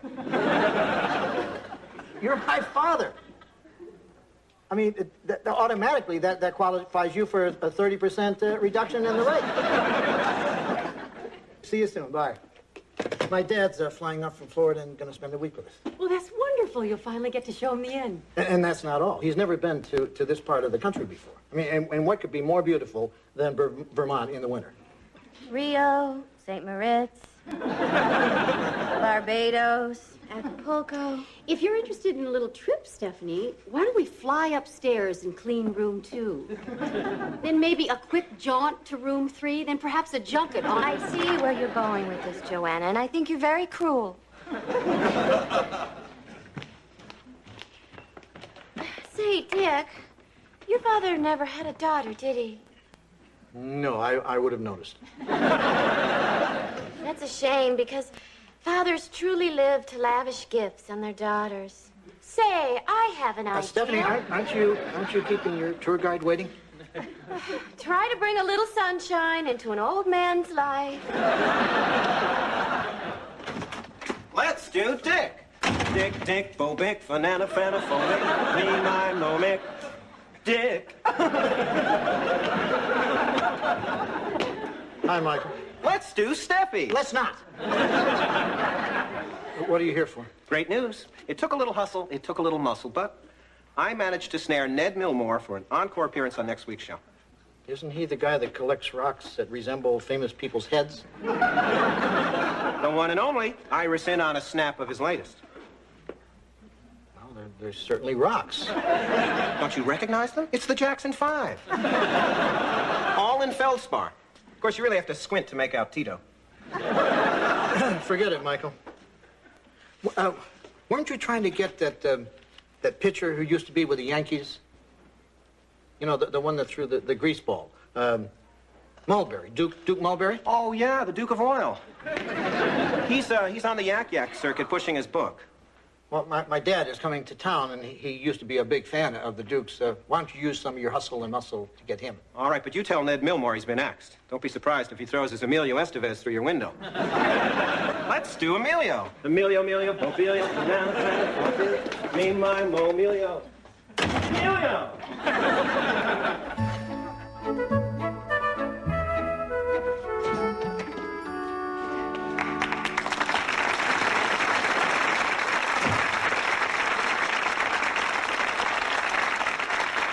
Well, here we are, Dad, the Stratford. What do you think?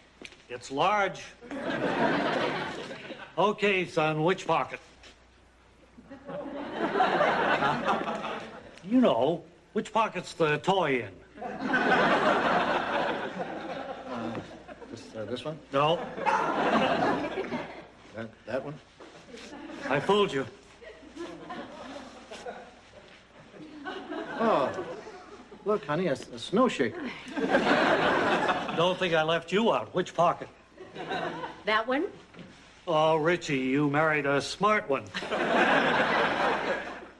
Little souvenir from Sarasota. Oh, well, thank you, Bill.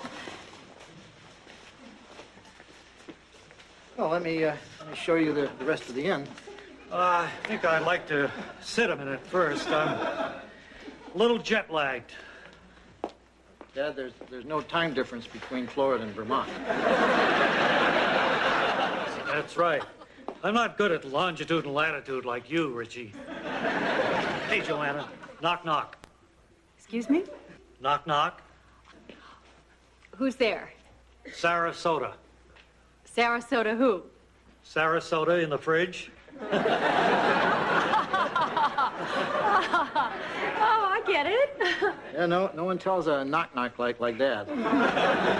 Thanks. But I am serious about the soda. Oh, all right. Oh, this must be your father. Dad, this is our maid, Stephanie Vanderkellen. Aren't you a pretty little thing? Well, I could be even prettier if my wardrobe wasn't so limited. So sorry to hear you never had a daughter.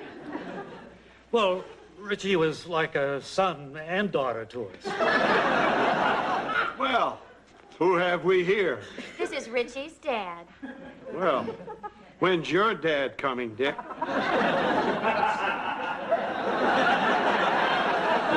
This is my dad. I'm Richie. Oh, George Utley. Bill Loudon. Nice head of hair. Gee, thanks. Yeah, Dad was a barber. Over 40 years. Richie, who does he remind you of? I don't know. Now, you know who I'm thinking of from the old neighborhood. The Perkins kid with the sandy hair.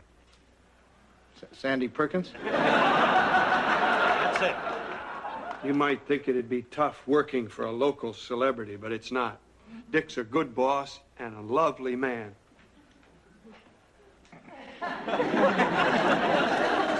Well, I thought you might want to see some of the town. There's the woolen mill, the town square, and I think I can get a tour of the cheese factory.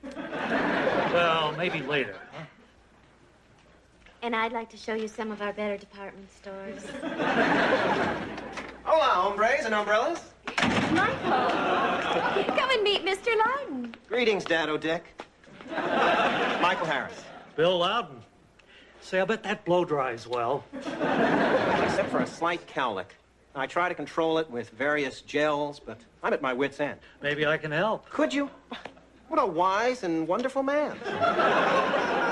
Dick, were you adopted? Are you here for a reason, Michael? All right. Well, after a little string pulling, I managed to lock in Duke Mulberry. Oh, Dad, did you hear that? Duke Mulberry is going to be on my show. Oh, yeah, I think I do remember him. You know who I really like? That pitcher. The tall, skinny guy with the white hair. What, Whitey Ford? Bill, did Dick tell you that we're having dinner tonight at the Drum and Musket? He just happened to mention the restaurant about 8 times on his show and got us the booth by the cannon at 7:30. Whoa, major coup, Dicksters. That table's usually reserved for heavy metal groups and those DAR babes. Not bad, huh, Dad? Well, you kids go along and have a good time. I just got comfortable.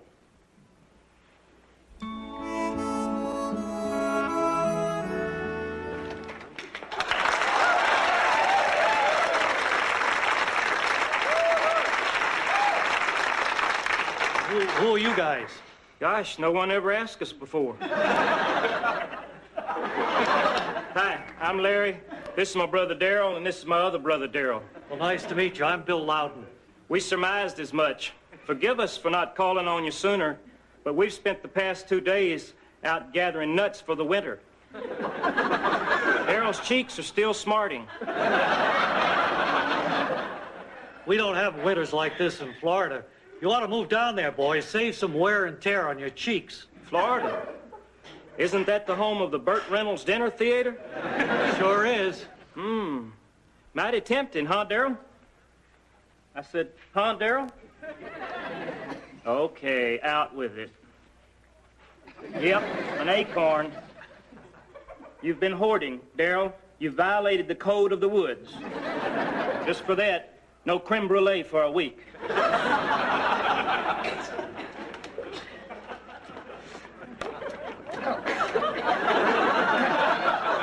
Ready to go, Dad? Go where? Fishing. Richie, if you don't mind, I'd like to sit off that big breakfast. Dad, half a week is gone already, and we haven't done anything. At least the cheese factory. Great. After I've had my nap. Yeah, you want a nap after sitting off that big breakfast.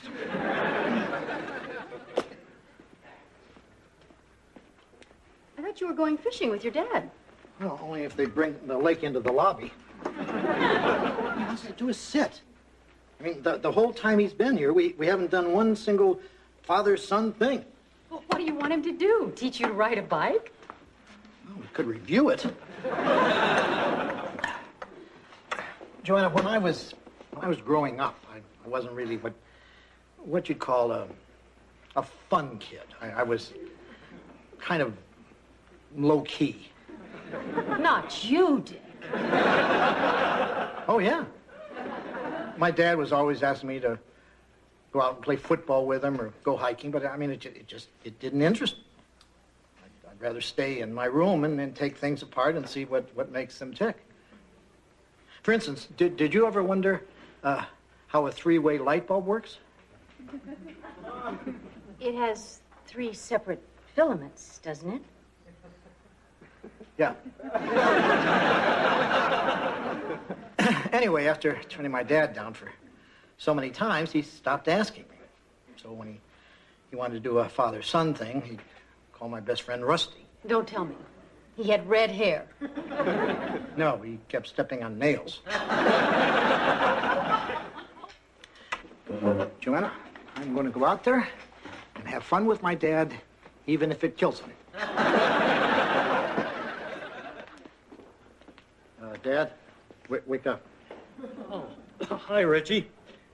Come on, we're going to go out and throw the old horsehide around. Well, there's snow on the ground. Well, that won't stop us.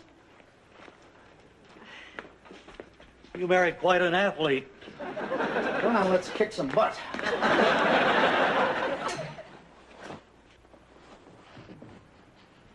What's going on? Dick and his dad are throwing the old horsehide around. Why? I think it has something to do with male bonding. Ew. Isn't that where men snap towels at each other's behinds and pretend they're superior to us? Yes.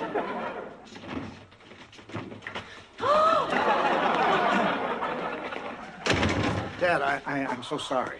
What happened? I was just swinging into the drive when I saw Dick bounce a wicked knuckleball off his dad's head.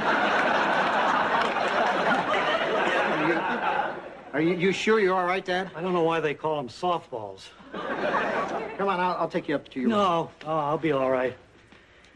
I'm a toughie. Just let me sit a while.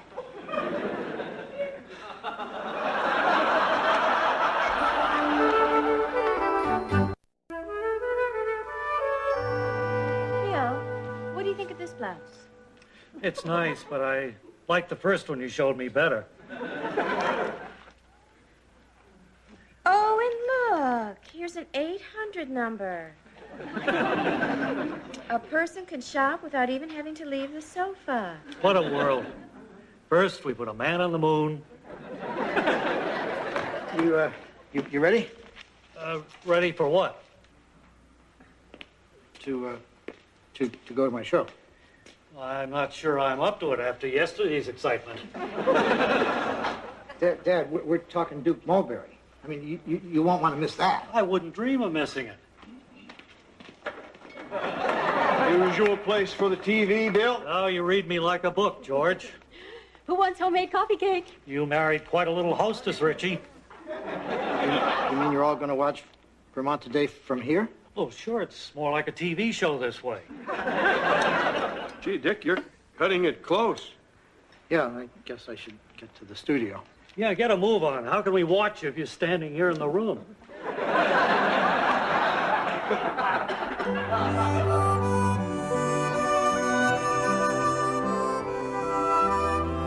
In 4, 3, 2. And now it's Vermont Today, starring Dick Loudon. Hi there. Our guest today is baseball great Duke Mulberry, who's just written a best-selling book about his life in the majors. Hey, Duke. It's a thrill to have you on our show. Thank you, Dick. Hey, Duke, how did they ever come up with the title, Hey, Duke? Well, one time during my years sitting in the dugout, the coach said, "Hey, Duke, the phone." I never forgot it. That's fascinating. Let's go back to 1954. The White Sox, bottom of the ninth, Yankees up by 3, 2 outs, bases loaded, and you pitched the grease ball that was smashed right out of the park. What were you thinking at that moment, Duke? Beats me. That's 34 years ago.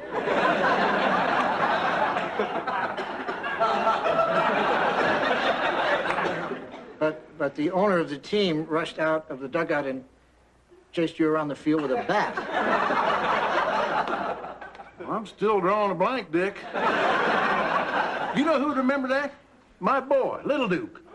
He's right over there. Hey, can we bring him up here? Huh? Sure. Hey, son!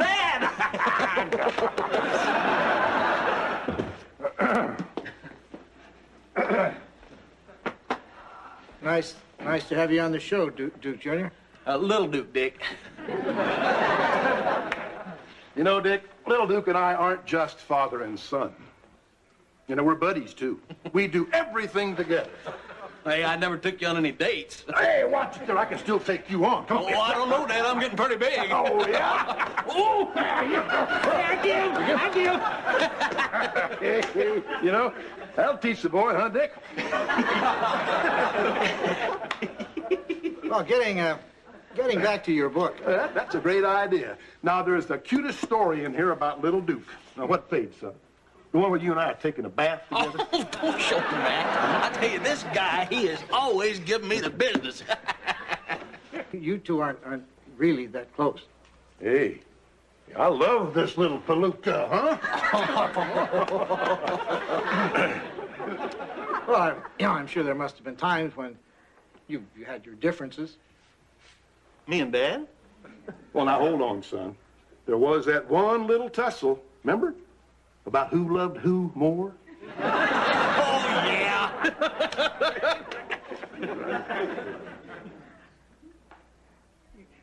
You took baths together? We'll have more Vermont Today after these words. We're out. Michael, is this a put-on? I mean, no father and son in history had that much fun together. Dick, not every son's idea of fun is burning a softball into his dad's skull. Don't you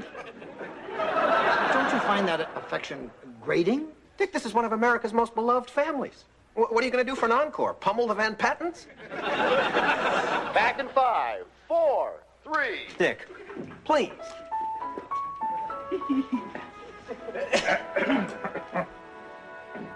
Hey, Dukes, let's cut the crap.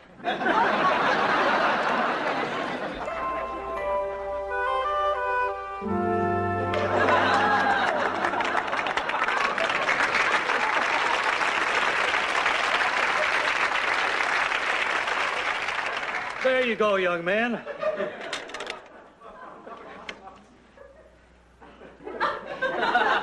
Very collegiate. Usually we just stick his head in the freezer and snap off the ends. Okay, there's your lollipop. Well, there's one for you, too. Much obliged. Let's go, Daryl. Oh, one more thing. If you want to give it more fullness, you may want to rub a little mousse through it.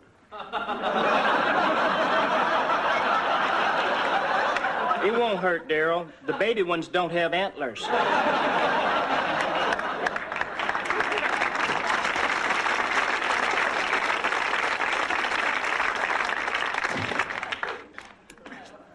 Oh, hi, Richie. I still got the touch. I have something for you. We're not going to have to play catch again, are we? No. Hey, Duke Mulberry's autograph. He signed it twice? Duke wouldn't sign it unless Little Duke signed it too. Thanks. That was quite a show. Did you really think it was necessary to make Little Duke cry? I guess I got a little crazy. Oh, I don't blame them for walking off like that, but it was pretty impressive to see a man Duke's age carry a full-grown man on his shoulders. Well, you know, some fathers have fun with their sons. Well, we had fun. We played a little catch. I enjoyed every second of it till I blacked out and fell in the driveway. Oh, don't give me that face. I've had a great time. When? You never got off the sofa? Well, that's just it. I didn't have to go out and see the town. The town came to see me. I got to meet a lot of your friends. I told a joke or two, gave a haircut. I even got to charge her blouse over the phone. Well, I just thought, you know, you'd have more fun if you stood. I stood for 40 years. It's nice to sit. Besides, your mother runs me ragged in Sarasota. Yeah, but I had all kinds of things planned. Richie, you don't have to go running around a cheese factory to have a good time. You don't know how comfortable this sofa can be. Come here. Sit down next to me. It is kind of comfy. Oh, yeah. And you're sure you're having a good time? Oh, it's even better now.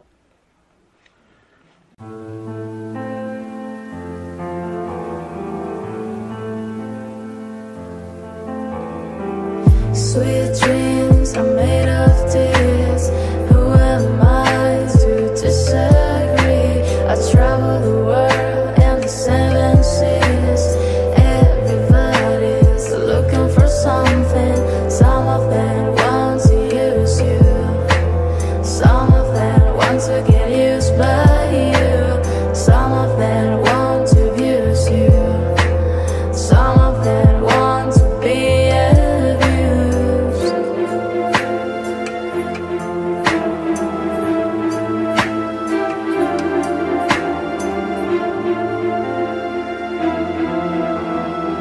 Sweet dreams are made of tears. Who am I to disagree? I travel the world and the 7 seas. No, Michael. If it's a boy, I refuse to name him Bradley. Why, Cuppy? My first boyfriend's name was Bradley, and I still haven't forgiven him for breaking our date. Just because of that stupid appendectomy. What's come over you? You used to remember every detail of my life. I know there was a time I had every muffin moment memorized. Bad brain, bad. Oh, this book is useless. There are no names in here. 50,000 names for your baby. Come on, there are a lot of nice names out there. I've always been partial to the name Chrissy. Oh, right. Like I'm going to name my child after the dumb one in Three's Company. Hey, Dick, Joanna, guess what I found? A woman's wallet? Gee, you sure know how to blow a guessing game. Whose wallet is it, George? Beats me. Have you given any thought to opening it? That would be a federal offense. George, I think you're confusing opening a person's wallet with opening a person's mail. What if there's a letter in here?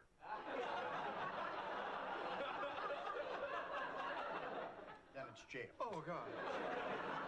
I'm sure it would be okay if you took a peek. Catherine Sutter. Gee, she's pretty. Nice picture for a driver's license. It's not scary like yours, Dick. I had the flu that day, George. Looks like Catherine had breakfast this morning at the Summit Ski Lodge. That's probably where she's staying. She had bacon and eggs. I had bacon and eggs. Spooky coincidence, huh? A chill just went up my spine. A fishing license. Do you know what this means? She fishes. I have a fishing license, too. Oh, my God, this is too freaky. Be still, my heart. A Sears credit card. She's perfect. This is fate. Dick, do you believe God meant for me to find this wallet? No, George. What about you, Joanna? Well, God does work in mysterious ways. After all, he did create Larry, Daryl, and Daryl. George, when you call her up about the wallet, feel out the situation. This is ridiculous. I mean, what if she's married? What if she has a fiancé in tow? What if she's an axe murderer? Oh. Boy, those are good questions. Joanna, Hebrew for God's gracious gift. What a wonderful book.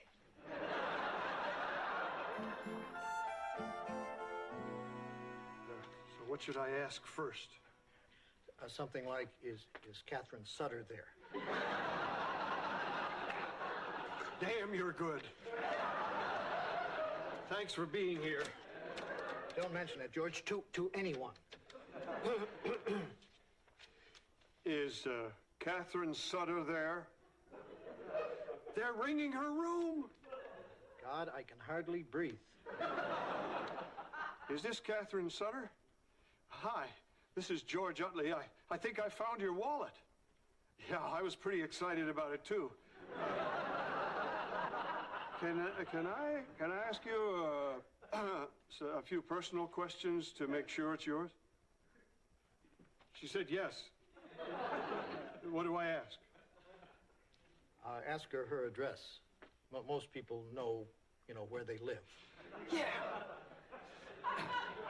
Could you please give me your address? She knows where she lives. What do I ask next? Ask if she knows when her fishing license expires. Do you have any... What kind of a question is that? You've lost your fastball, Dick. I'll take it from here. Did your husband know your wallet was missing? See, that's a very clever way of... I know, George. You're single? Hot diggity. Hot diggity. Did your fiancé in tow know your wallet was missing? There's no fiancé in tow. Do you own an axe?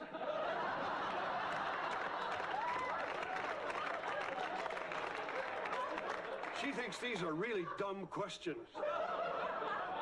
She's right. Catherine and I have a confession. All these dumb questions, well, they were my friend Dick's. You'll meet him when you pick up your wallet at the Stratford Inn. Great. Bye. I can't believe it. She's coming over. She wants her wallet.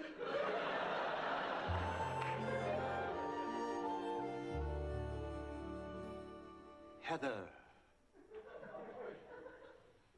No.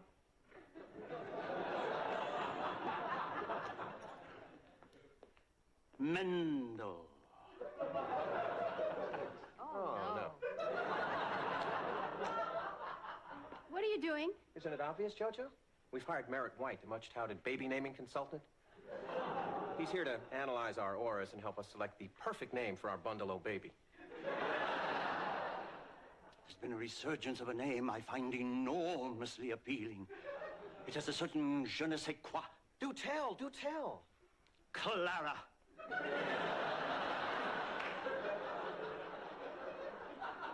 Clara? That's an old lady's name. This Clara begins with a K. Ew. That's a negative, O namer of names. I've already supplied you with 3 superb names, and you've rejected them all. I suppose I must resort to tactile communication. Well, if you must, you must.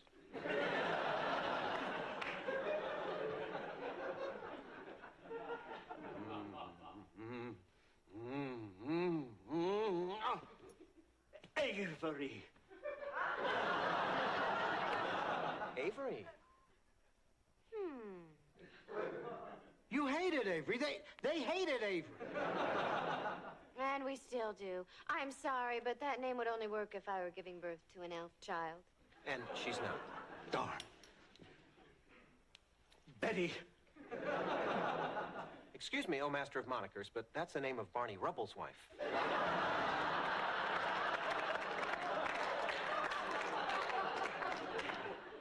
I did not say Betty. I said Beddy. Beddy. As in Betty. Bye.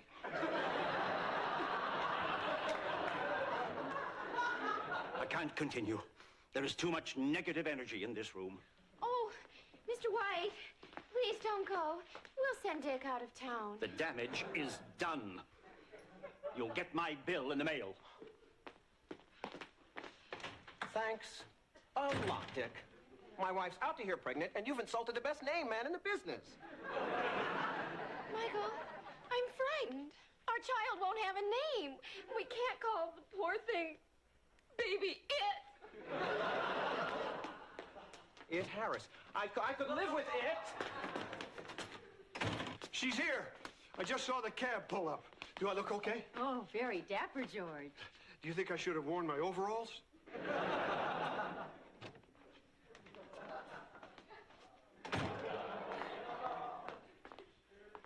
You must be George.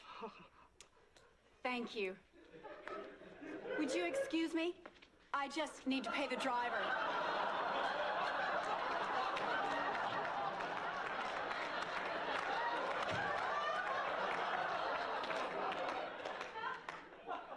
I guess that's Catherine.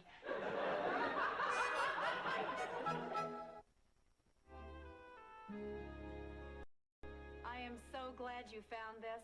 You know, I thought it was in my back pocket the whole time. I mean, you'd think I would have felt it missing.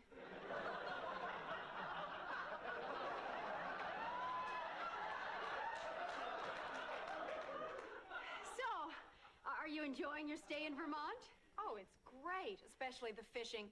I hate to brag, but I did reel in the catch of the day. You wouldn't believe the size of my bass.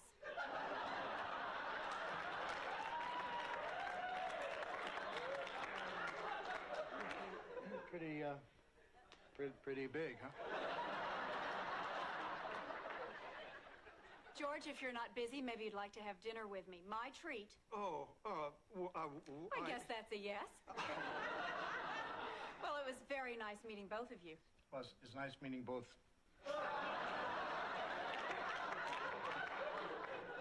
It was nice meeting you too.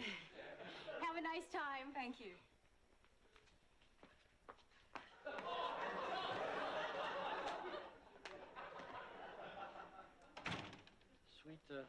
Sweet girl. Yeah.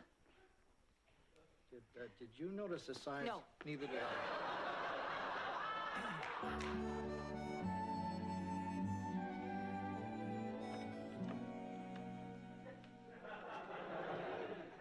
Morning, Dick.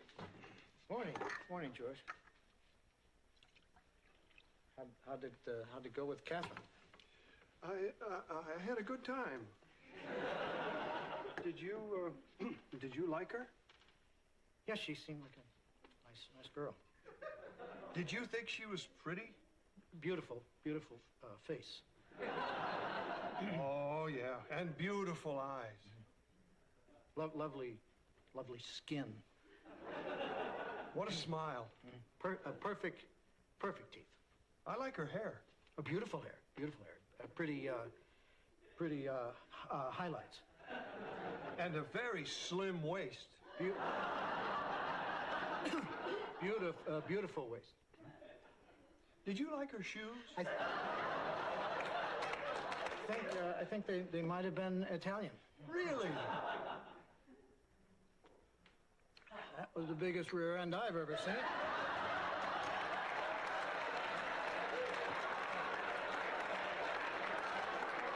Wasn't it?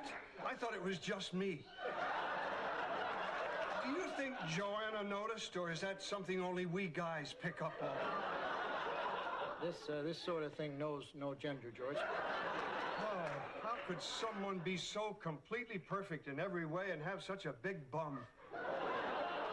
So where'd you go for dinner? The Drum and Musket family restaurant out on Route 14. Yeah, they have pretty big booze there, don't they? That's why I suggested it, but I forgot that the seats were naugahyde. When she scooted in, it was like the call of the wild.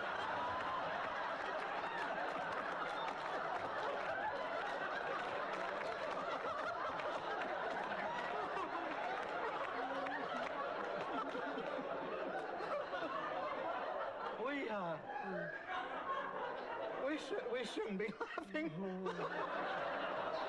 I know. Then she wanted to go to the movies. There were only 2 seats left in the middle of the row. Well, that's fine for her, but where do you sit?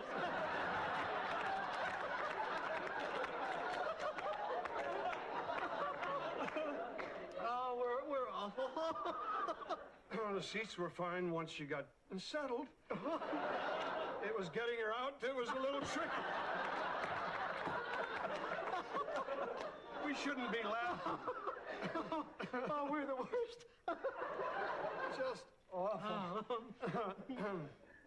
Dick, I really have a problem here. You got a big problem? No, I'm serious. No, there's a dance coming up at the Beaver Lodge. If I brought Catherine, would the guys laugh? Of course not, George. As long as you didn't dance cheek to cheek. A lot of help you are. Oh, George. Bottoms up.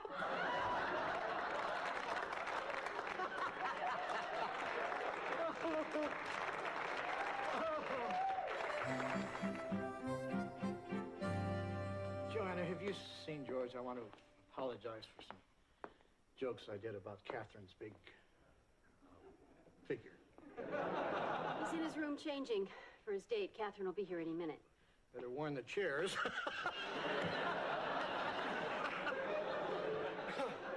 You know, I'm surprised you're acting like this considering your own imperfections. Well, like what? Your laugh. What's wrong with my laugh? It's grating. My laugh is not grating. If anything, it's infectious. Yeah, right. Boy, sometimes, Joanna, you can be so cruel. Hi-ho, amigo and amiga. We came by to let you bask in our happiness. We're thoughtful that way. You two sure are in a good mood. We went up to that big rock on Johnny Cake Point and looked within ourselves. You know, really, really deep. Well, we realized on our internal safari that we can't just swing through the trees randomly, plucking a name as you would a banana. Not unless you name the baby Chiquita. Our baby will be named after one of the 2 people we love and respect most. The ones who had more impact on our lives than anyone else in the whole wide world. Stephanie, if it's a girl. And Michael, if it's a boy.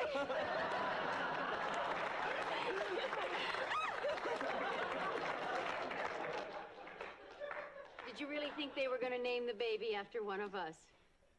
Did you really want them to?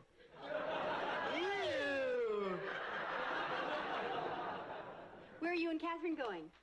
Well, she wanted to go someplace exotic, so I'm taking her to the Pachinko arcade over at Johnny Cake Corners. So you're going to keep seeing Catherine?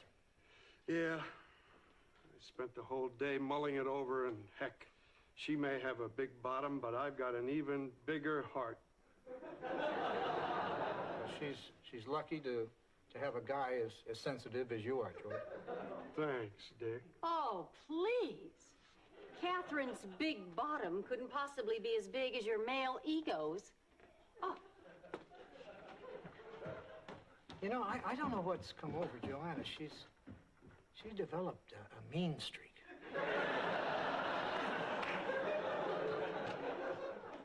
Hi, Catherine. Why don't we sit and chat a little before we go? Okay. You know, I've thought about it, and I just wanted to say that I've decided to continue seeing you. George, I'm glad that you brought this up. You are a very sweet man. But I've got to be honest, I'm just not physically attracted to you. Hold the bus. What do you mean you're not physically attracted to me? I'm sorry, but that's just the way I feel. What's wrong with me? Oh, nothing. Really. I mean, I'm sure that there must be some women who would like the way you walk. What's wrong with the way I walk? You walk like a goon. Goon? A goon? See, now I've made you feel bad. Oh, I'm not even going to mention the other things. Maybe I just better leave. I'd walk you to the door, but I wouldn't want to offend you with my goony walk. I'm sure there must be some things about me that don't appeal to you.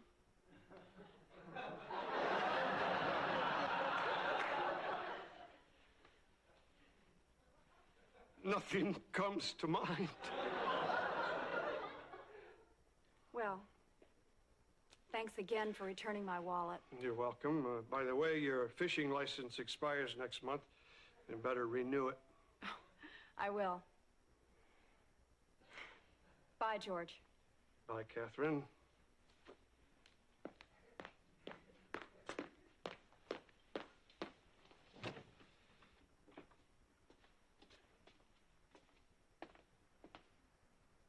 George, where's Catherine? She dumped me. Gee, I'm sorry, George. She said I had a goony walk. Goony? Your walk is not goony, and in fact, if anything, it's a very manly walk. Really? Well, one of the manliest.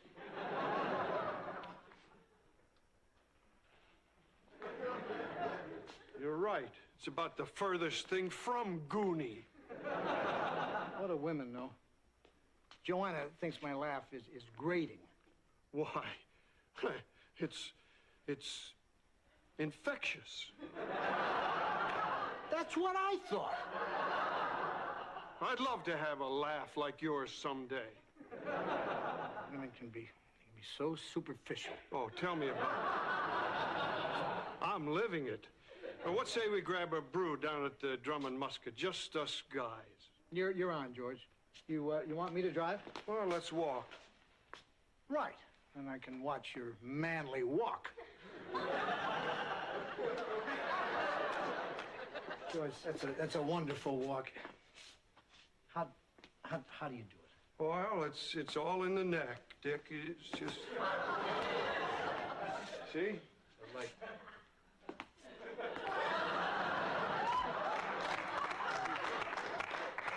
I can't do it. There's that infectious laugh.